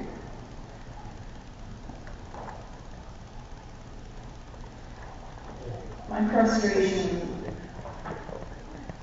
we're all volunteers, and it was wonderful that townspeople came out and chose us to be people that are going to hopefully respond fiscally responsible, how to spend your money and my money. We've been at this 11.5 months.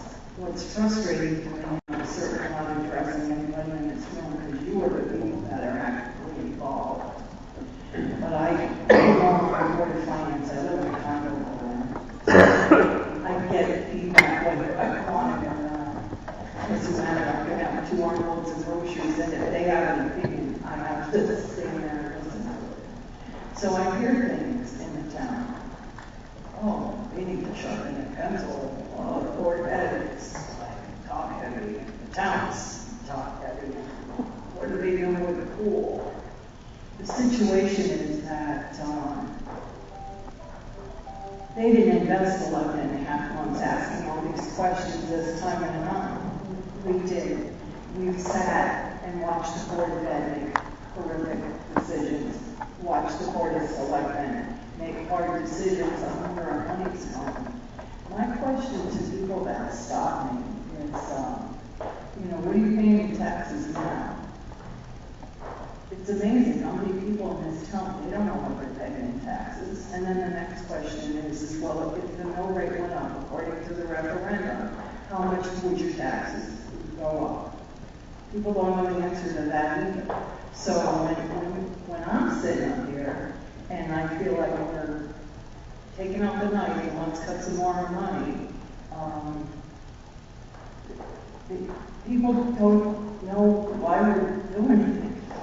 That makes any sense. I mean, I don't know how we can fix that, but I kind of feel like the tail is shaking the dog.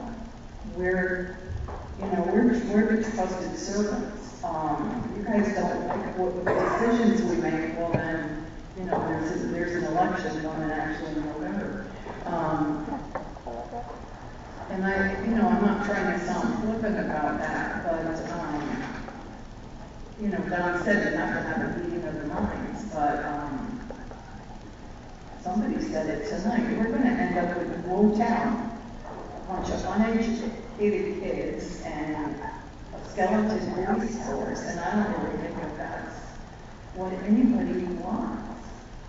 So, I think we really kind of need to, now I am speaking of the board, but I think we really need to hold a hard line. We need to say to the citizens, look, we need this amount of money to run. Case closed. I've watched everybody cut their budgets. We're not going to do this. We're not going to get this. We're going to eliminate this. If I had my way, we'd go to recommend with the same numbers we went Monday. But I guess we can't do that. So, that's all I got.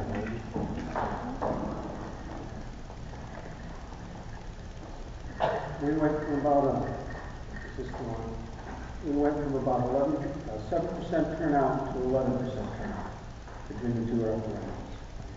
First referendum, it was 60-40, basically 60 against 40 in favor of whatever we had proposed. The difference with the new voters was basically 60-40 the other way. To give you an example, there was, for the Board of Ed, there was an additional 453 votes cast prior to the first referendum. Out of that 453, 67.7% people voted for the Board of Ed budget. On the town side, 454 more votes cast. 61% of those new votes voted for the budget. On the Capitol, there was about 440. Out of that 440, 54% of the people voted for that capital plan. I think that the current theme that we've heard tonight is education, education, education. Educate our students and educate our citizens. Can we get to a point 5 and get that passed? I don't think so. You don't think so? I don't think so. I think they see in the budgets that's presented additional positions that they've seen, pay raises, and I think that's part of what's going on. I guess the next question I would have, and I apologize for my voice, is that the cost of everything's going up. We can agree on that, right? Doesn't that include running a town? We're not reducing the budget, we're reducing the ask, what they've asked. It's not like a cutting the number. The reason we're seeing less money in certain items is the raises this year. And some of the things that got approved for their contracts are really just kind of earnings.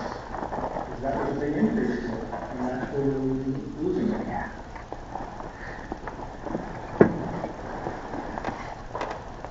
On the down, the Board of Ed, I think they're concerned.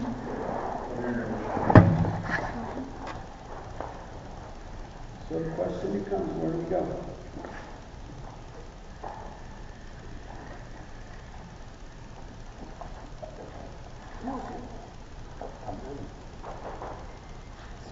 I'm still curious as to what everybody's thoughts are on the percentages. Now, Linda's told us she doesn't want to see much going on the Board of Ed.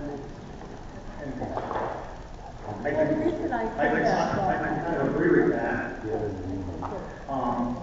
But when we come up with a number, we have to figure out a percentage. So are we going 60% out of the town, 40% on the Board of Ed? What are we doing? That's my first question.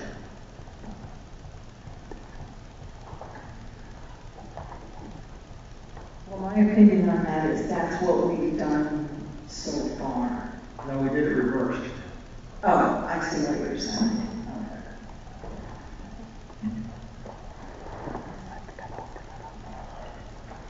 The other thing that might help with getting an budget passed is the residents need to see sacrifice. If we could get the elected officials to take a freeze this year, they would see that they're sacrificing. They would see that this budget is going to affect them. Right now, yeah, it's only $2 more, but your raises are offset. So I think that would be like an olive branch to the residents to make them feel better with approving it. And I'm not sure the law pass this budget from the feedback I'm getting from the residents I've talked to, when they keep looking at that and they see they're getting raises, because they want them to feel it as much as they're going to feel it.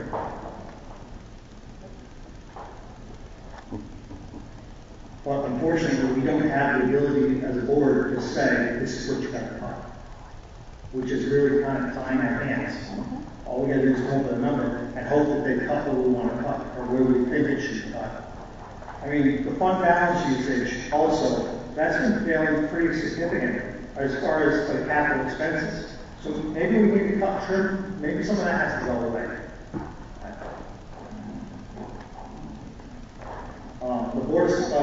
The first selectman mentioned that he had some numbers of possible cuts. I'd be curious to hear what they are or see what they are.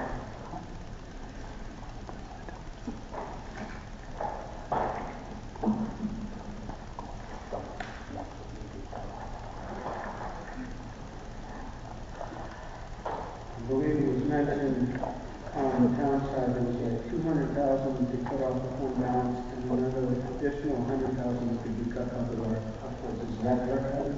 Correct. How much was that? That's 300,000. No. But the 200,000 doesn't look like, no, right? Okay. Fund balance on the calculator. Thank you.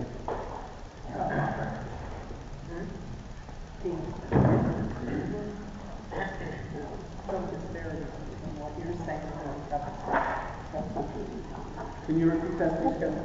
Sure. Just to be clear, we were looking at maybe $100,000 to cut from our budget. We talked about the possibility of cutting another $200,000 from the fund balance section. Fund balance section is not part of your annual operating budget. It's just comes straight from the fund balance. You just get approval from the resident.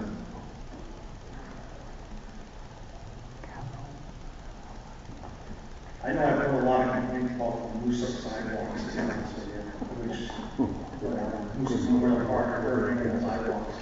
I had somebody come complaining about that today. Why are we spending stuff like on that when we've got needs and we're doing wants?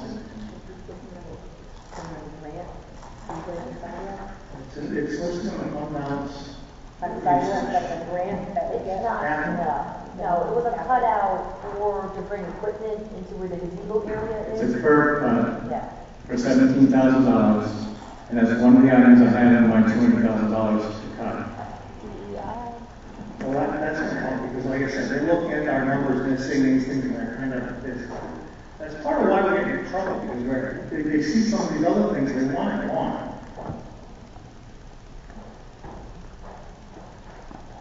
They don't feel like this is a year for doing this. They want us to tighten our budgets. And I'm hearing they don't want to cut from the police department. I'm hearing that too. They want the SROs, they want the town to be properly policed and safe. I don't think I've heard one person honestly say that they want the SRO to be removed from the budget. I'll say it. You want it removed? No, removed. Oh, I thought you said, no, I thought you said that they want it. I want him. Sorry, misunderstanding. Total misunderstanding. I want him and I want 3. I want 3. I thought you said that.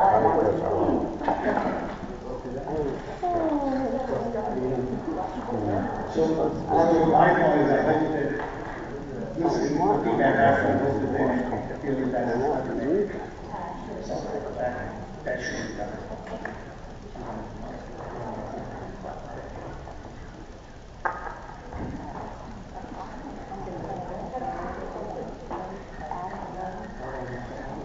That's all you can,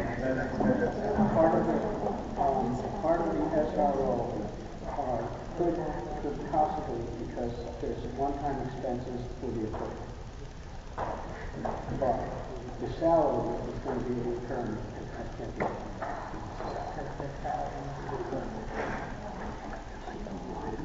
Did you have any thought? No.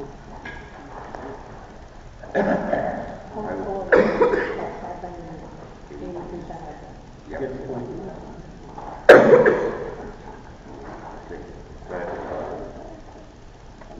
Take out $580,000.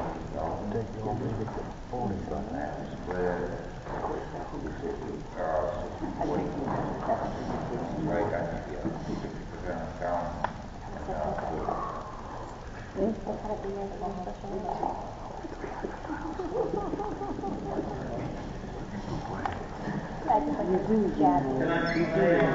I ask somebody to do that on that, please? I'm so honored. We do.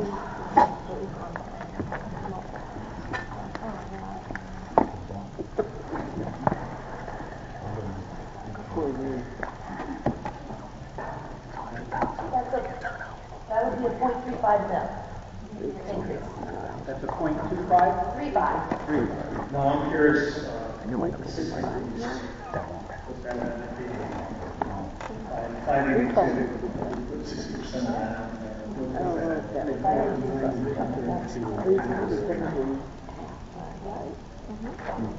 349,200. But the total is going to be 582, or are you just doing 500?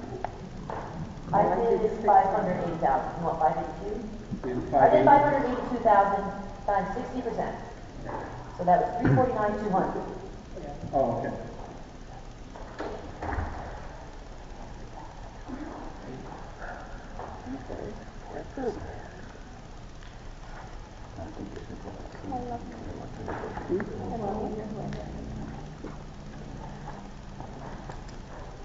Before we were talking about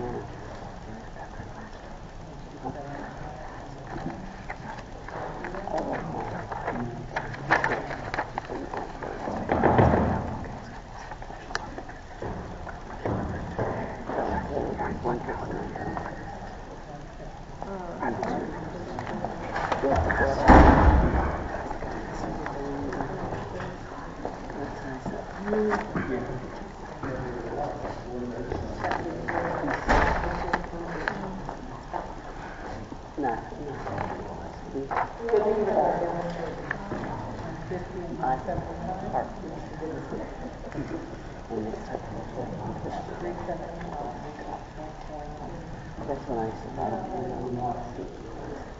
Sometimes it's stood up against everybody. And they get every day, full day. And he said, well, I said, I can't have it in this budget. But the next budget, that's what I'm doing.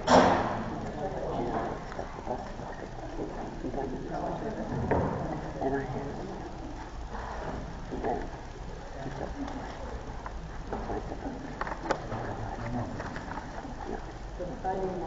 so I was glad we came in.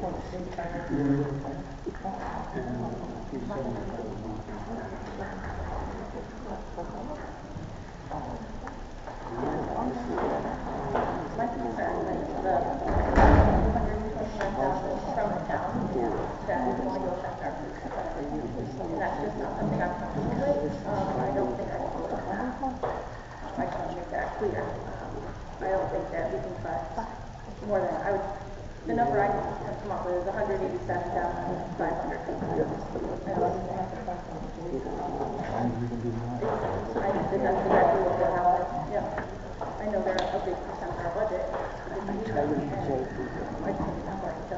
They gotta find out on their own. Well, I think they can take it right out of the rec department.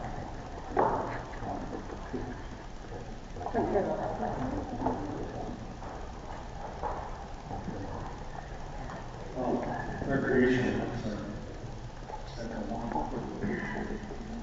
police department,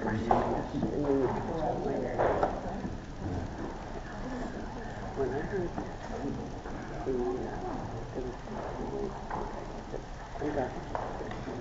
My thought was, if we did I did my homework on that one. 375,000, doing a 50-50 split, because we normally take 60 from the school, or 40 from the town, so we would be adjusting it.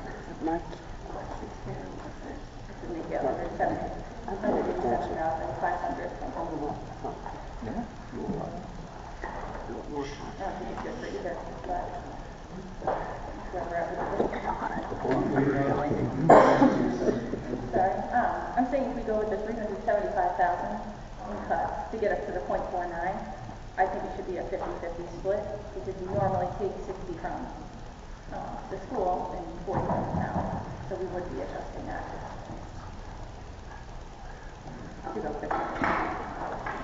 I just think we need to take into consideration that the school vote was so very close. I mean, I don't think it's necessary to cut down that much.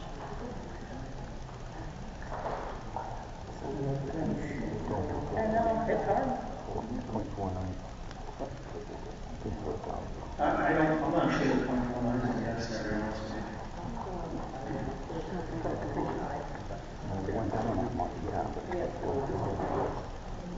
And how would you take that? What's the point for them when they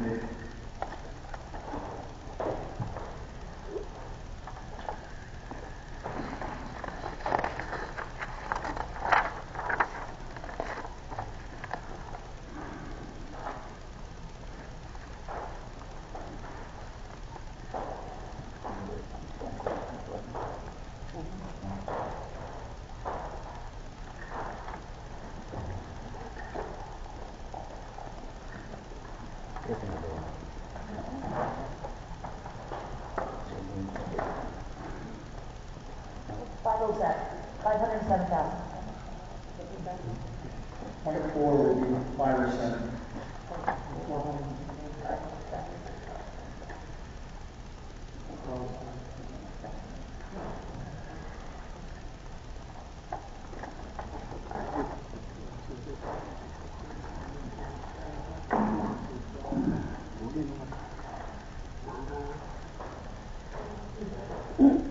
So it would be $500,000 reduction.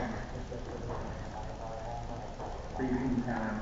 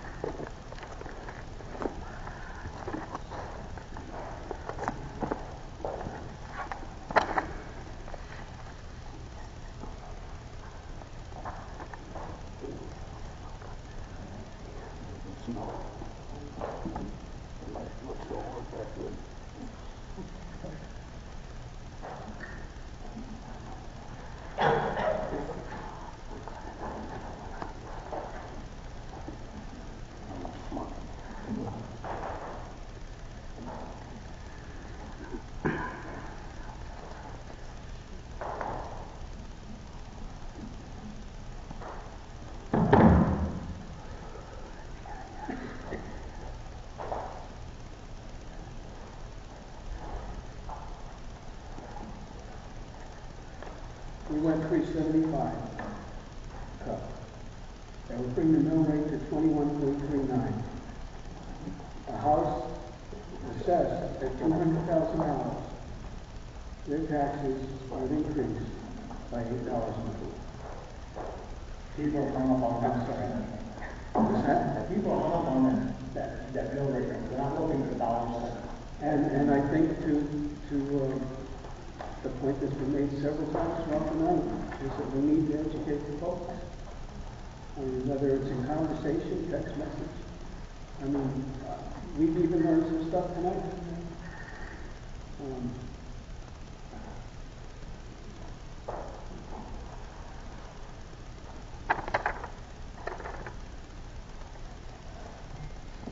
We also realize things aren't as good as people think right now. Things aren't as good as people think right now. I had to say about 6 coworkers last Friday. They got laid off.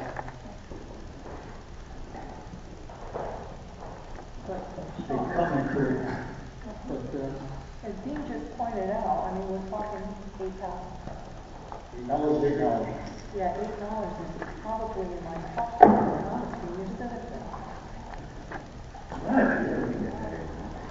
That's good. I mean, I appreciate that point, Sean, I really do. But that will apply to the town too. I mean, whether it's another teacher, police officer, or a part-time staff person, I mean, we've got to find a balance. We've got to educate our public. We've got to tighten our belts too. I mean, if there's some cost sharing that can still be investigated. And we can't count on things that we don't have in our pocket right now. Will the .49 increase pass? I don't know. I'd like to think so, but I don't know that for sure. Later, earlier on, I think now that we're getting later in the processing, people are getting just going to hold their own. Once you can get your multi-cloud to go for it, it's going to harder. Yeah, I think we got to go a little bit below that somehow. All right, well, if we went to the 507, that's a 0.4, that brings us to 21.30. That's a 0.4. What's the dollar amount on that? 507,000 brings us to a 0.4 mill rate increase, 21.30. The individual who has a house that's assessed at $200,000 would be paying $6.66 a month in addition to the taxes, more than the other expense.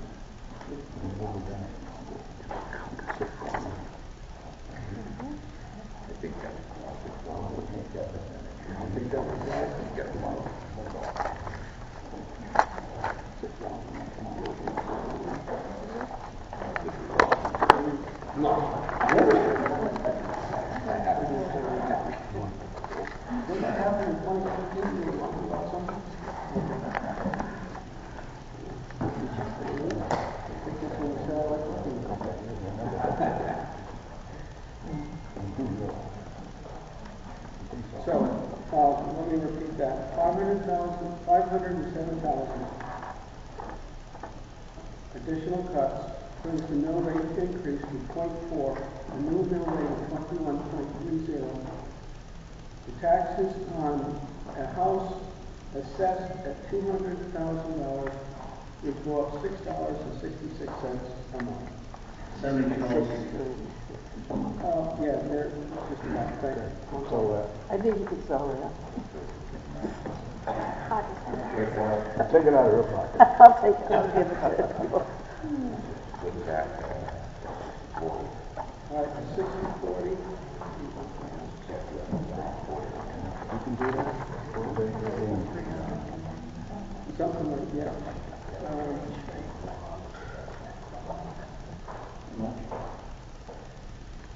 What was it? 300.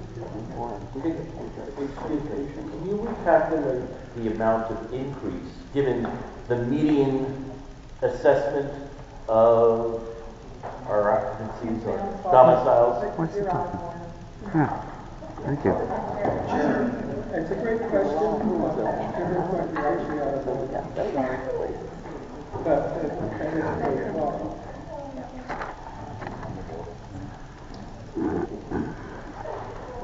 So if we had reduced the budget by an additional $507,000, we could split that 304 for the town, 207 for the Board of Ed.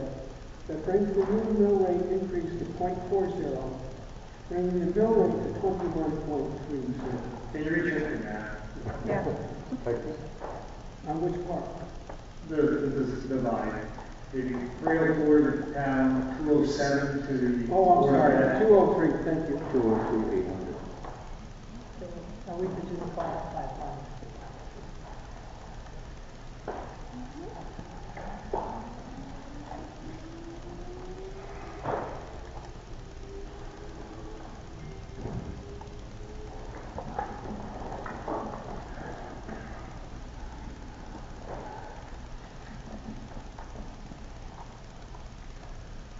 What's the median household value?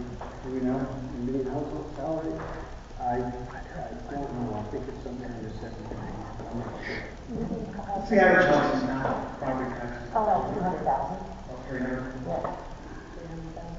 The average house is what? About 300 after you just had a rebound. So it's more. Like back when it used to be 200, now it's more, just because of the revaluation. So if the average appraisal, I use 200, you use 300, we would multiply that increase by 1.5 and we get $9.99. Is that helpful? A month? A month. Sorry. I'm sorry, could you repeat that? I didn't hear you, Mr. Gorman. $508 a year.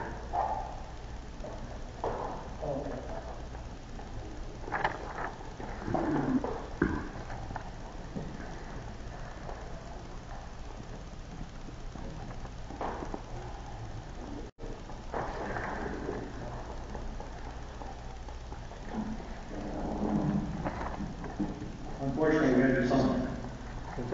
Unfortunately, we have to do something. Yes.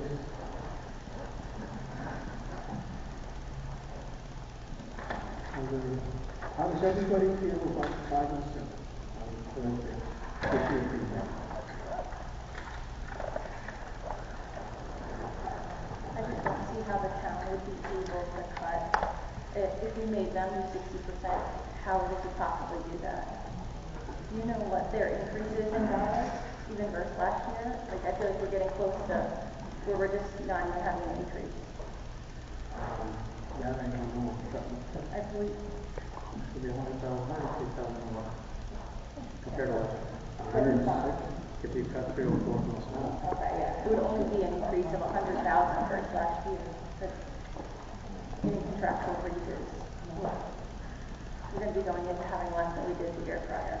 And I just don't think that's fair. But like Linda said, get a lot in recreation.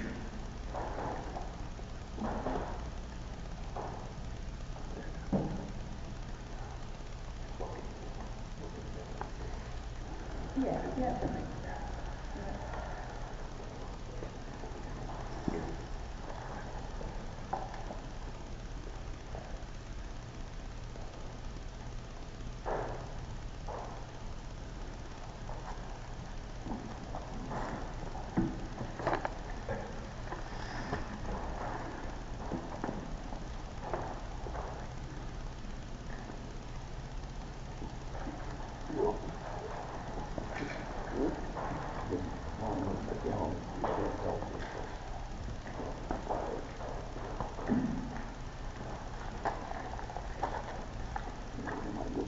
board.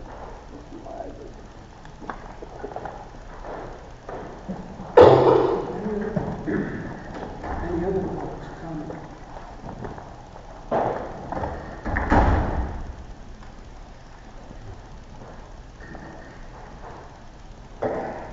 Does anybody want to make a motion? Don't make it. Bring it down. I'll make a motion to cut here. Right, 7. Yeah. With 60% down. Okay. Bring it, no, bring it over there. So we have a motion on the floor to cut an additional $907,000, 60% being about $804,200 from the town, $203,800 from the school. Do I have a second?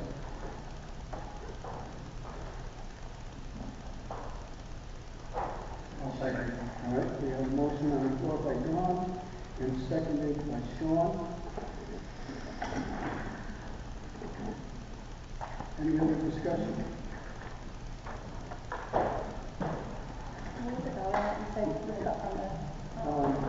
$507,000 304, using 60-40%, $304,200 from the town, $203,800 from the board of ed.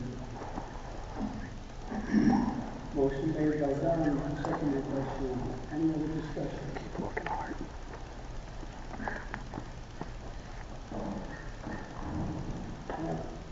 All those in favor of the motion on the table, please signify by raising your right hand.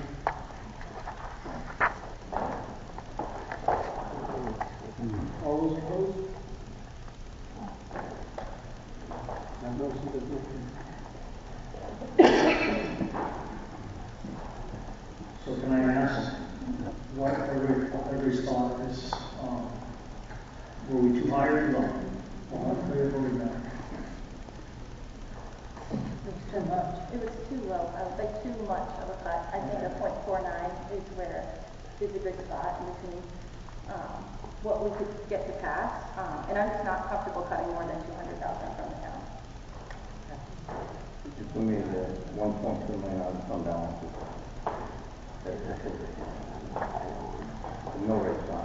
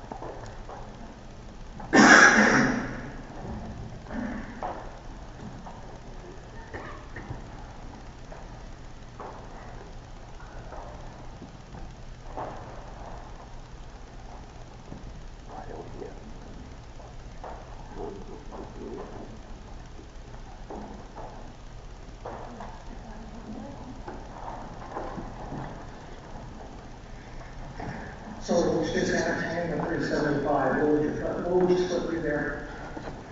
Well, 60-40 is 225 and 150.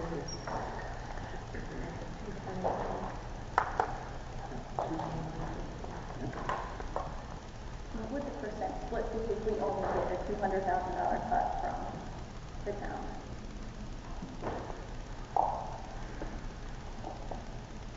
That would be 53. 53%.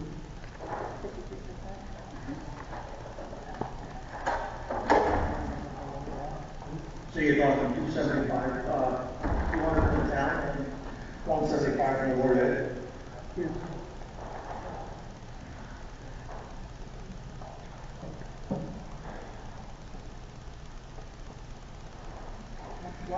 change it, we had agreed on 60/40. Because I never reached that. Why is that? She didn't want to move that much money out of the town side. She wanted to keep the 200,000. It's just discussion, so, you know.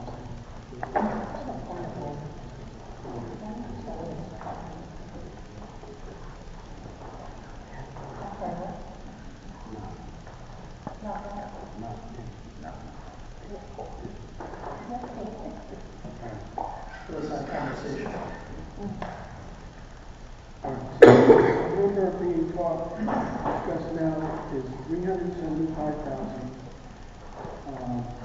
With 200,000 from the town, 175 from the Board of Ed. That's a 0.49 increase, bringing the new mill rate to 21.39. It is not a motion, it's just a matter of discussion.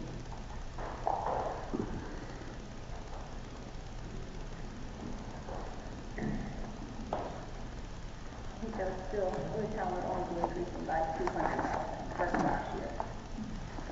If we do that.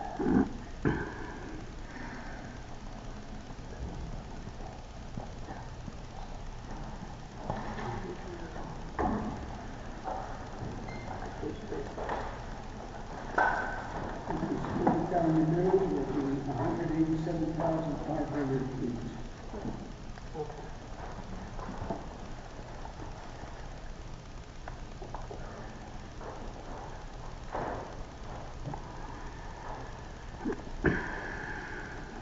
Coming in tonight, that was originally my thought, to be 187,500 for both, but I understand that most of the board doesn't feel the same, so that's why I'm trying to adjust and find a middle ground.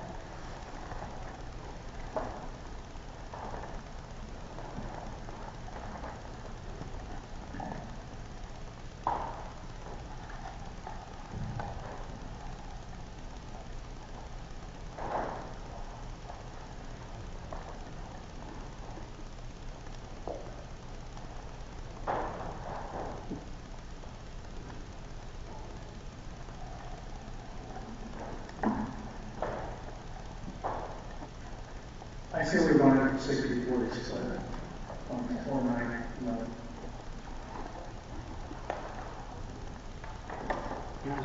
I say we run it the 375 with the 60/40 split.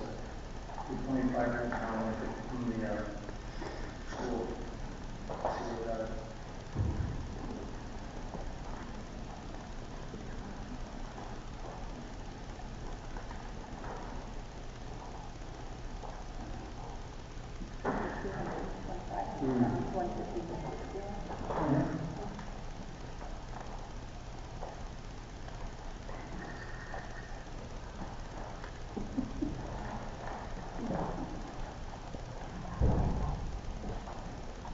I personally like to see that not a little more. I mean, we gotta figure out something to actually do for one night.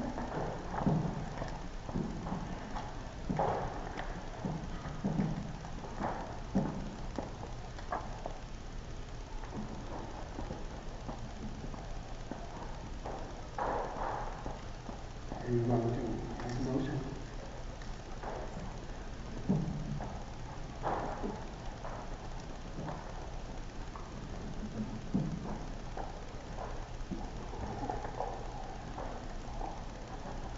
I don't know what to do because I don't want that number too low.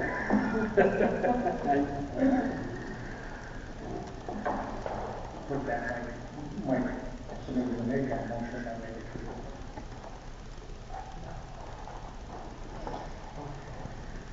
I would make a motion for it.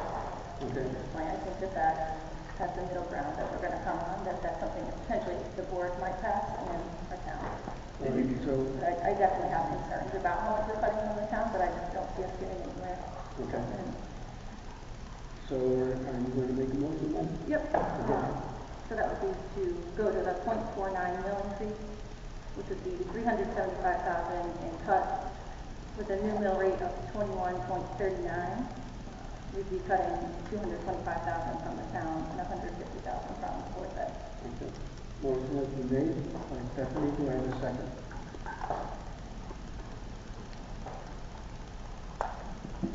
I'll second. All right. Motion made by Stephanie. Maybe I'll just put your name on there. Was that you? Okay. All right. All right, so we have a motion on the floor, 375, in additional reduction, 225 coming from the town, 150 coming from the DOE, for an annual increase of 0.49. Motion has been made and seconded. Do I have any other discussion? If not, all those in favor signify by raising your hand. Motion does not carry.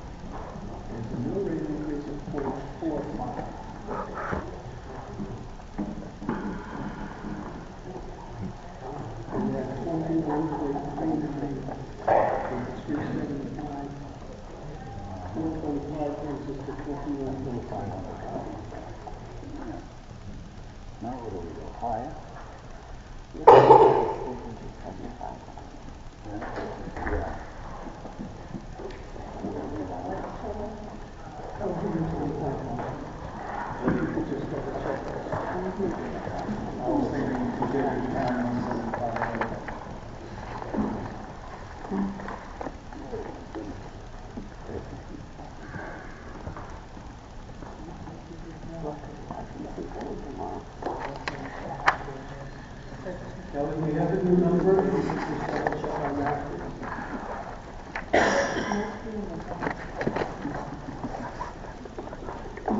In the total. 425.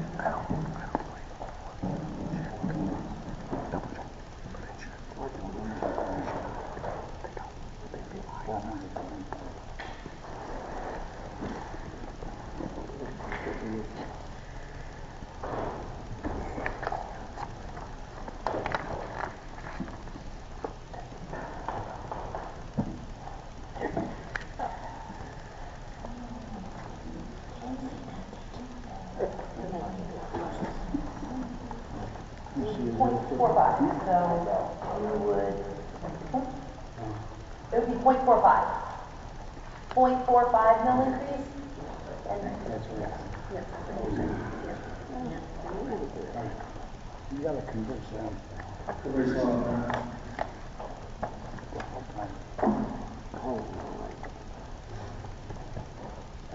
gotta be on that. Guys, like.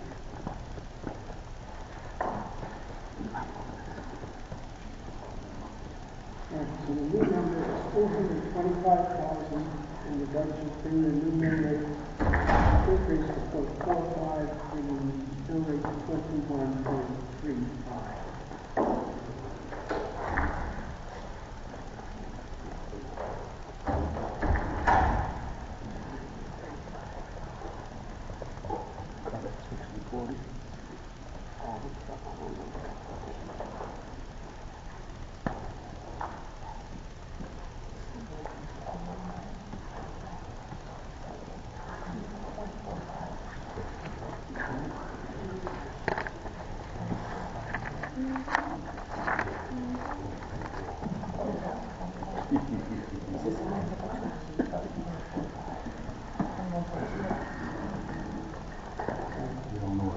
Sean, do you want to make a motion? I'll make a motion for the reduction of $425,000. Increase to 1.45. It says the number is 21.35. 250 from the town, 175 from the board. Okay. Motion has been made by Sean. Did everybody hear it? Did everybody not hear it? Do I have a second? Repeat the motion now. Additional cuts of $425,000,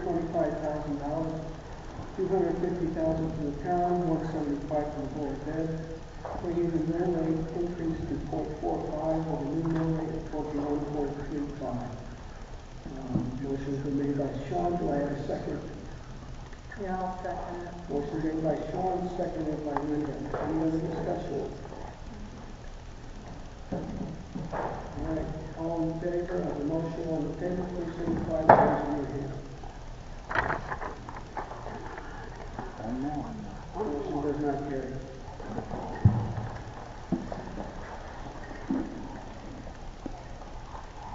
Too much or not enough? It's too much? No, It's mill rate, okay. We gotta look at it, I didn't know what I go over.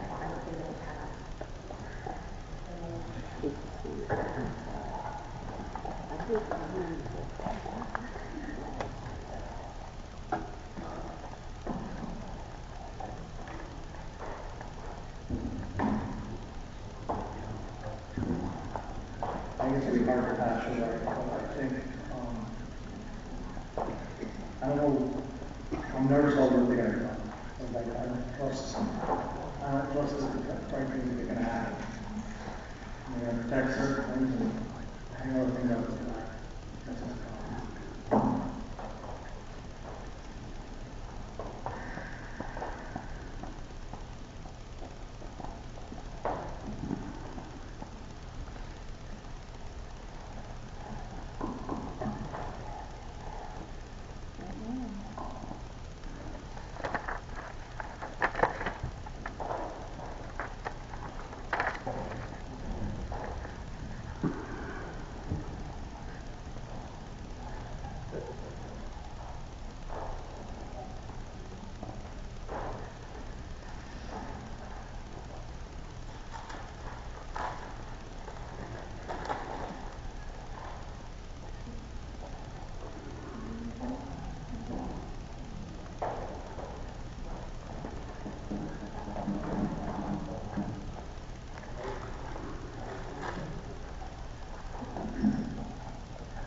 the town eliminated positions that are not filled.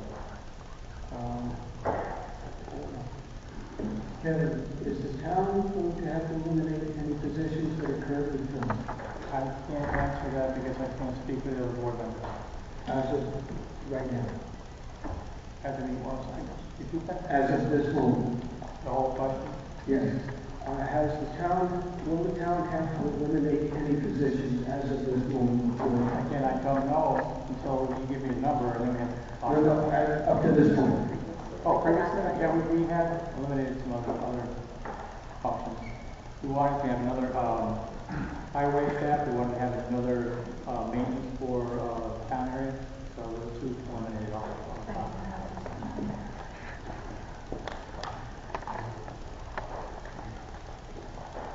Those would be new hires that were removed from the budget. Kevin, those are new hires that were removed from the budget? Those two new hires, yes. Yes.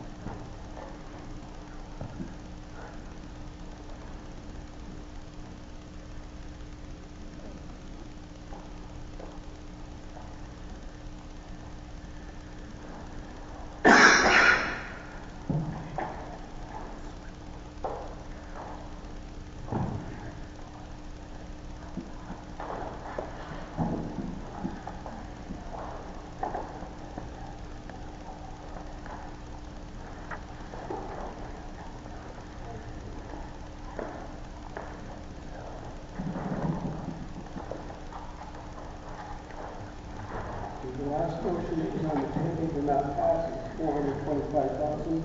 Do we have any thoughts or suggestions? My thought on it, it's something that I would vote on, would be if we changed it to the same mill rate that we were just going with the 0.15, but take the $225,000 from the town and $200 from the school.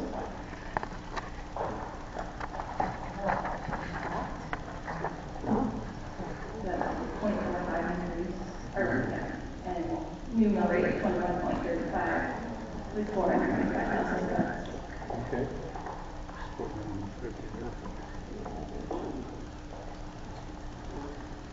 You want to state that in form of a motion? Yeah, anyone else want to say something? Yeah, I could say that as a motion. I'd like to make a motion to increase the mill rate by 0.45. We could put it at 21.35 with 425,000 in cuts. 225,000 coming from the town and 200,000 coming from the school. Do you have a second?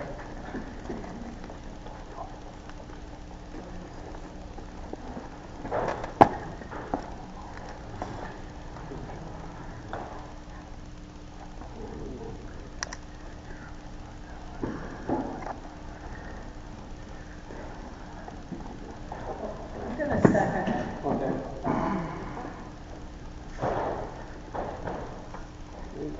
Stephanie and I on the same page. We just clearly disagreement about the percentages. We should avoid the cut, and that's what her and I are banging heads about. But if this is a number that's going to,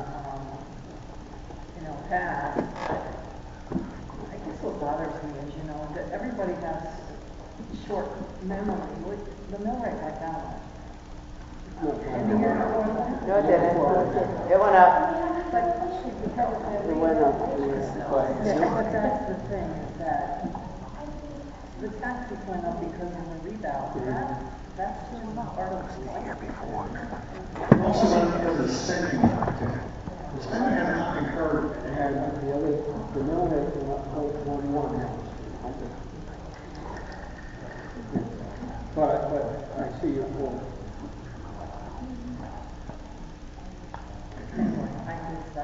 Okay, so we have a motion on the floor for 425,000 in cuts, 225 coming from the town, 200 coming from the Board of Ed, bringing the mill rate increase to 0.15 with a new mill rate of 21.35. Motion is made by Stephanie, seconded by Linda. Any other discussion?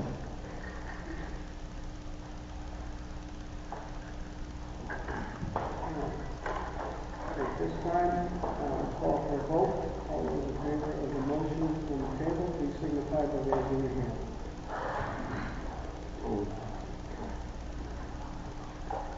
Motion does not pass.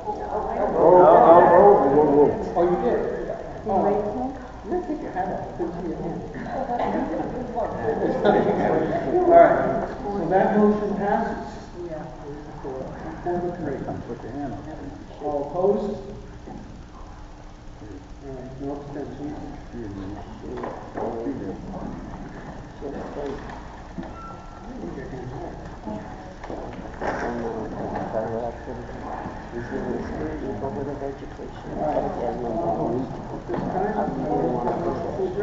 Motion made by Lynn, do I have a second? Second by Sean. All in favor, say aye.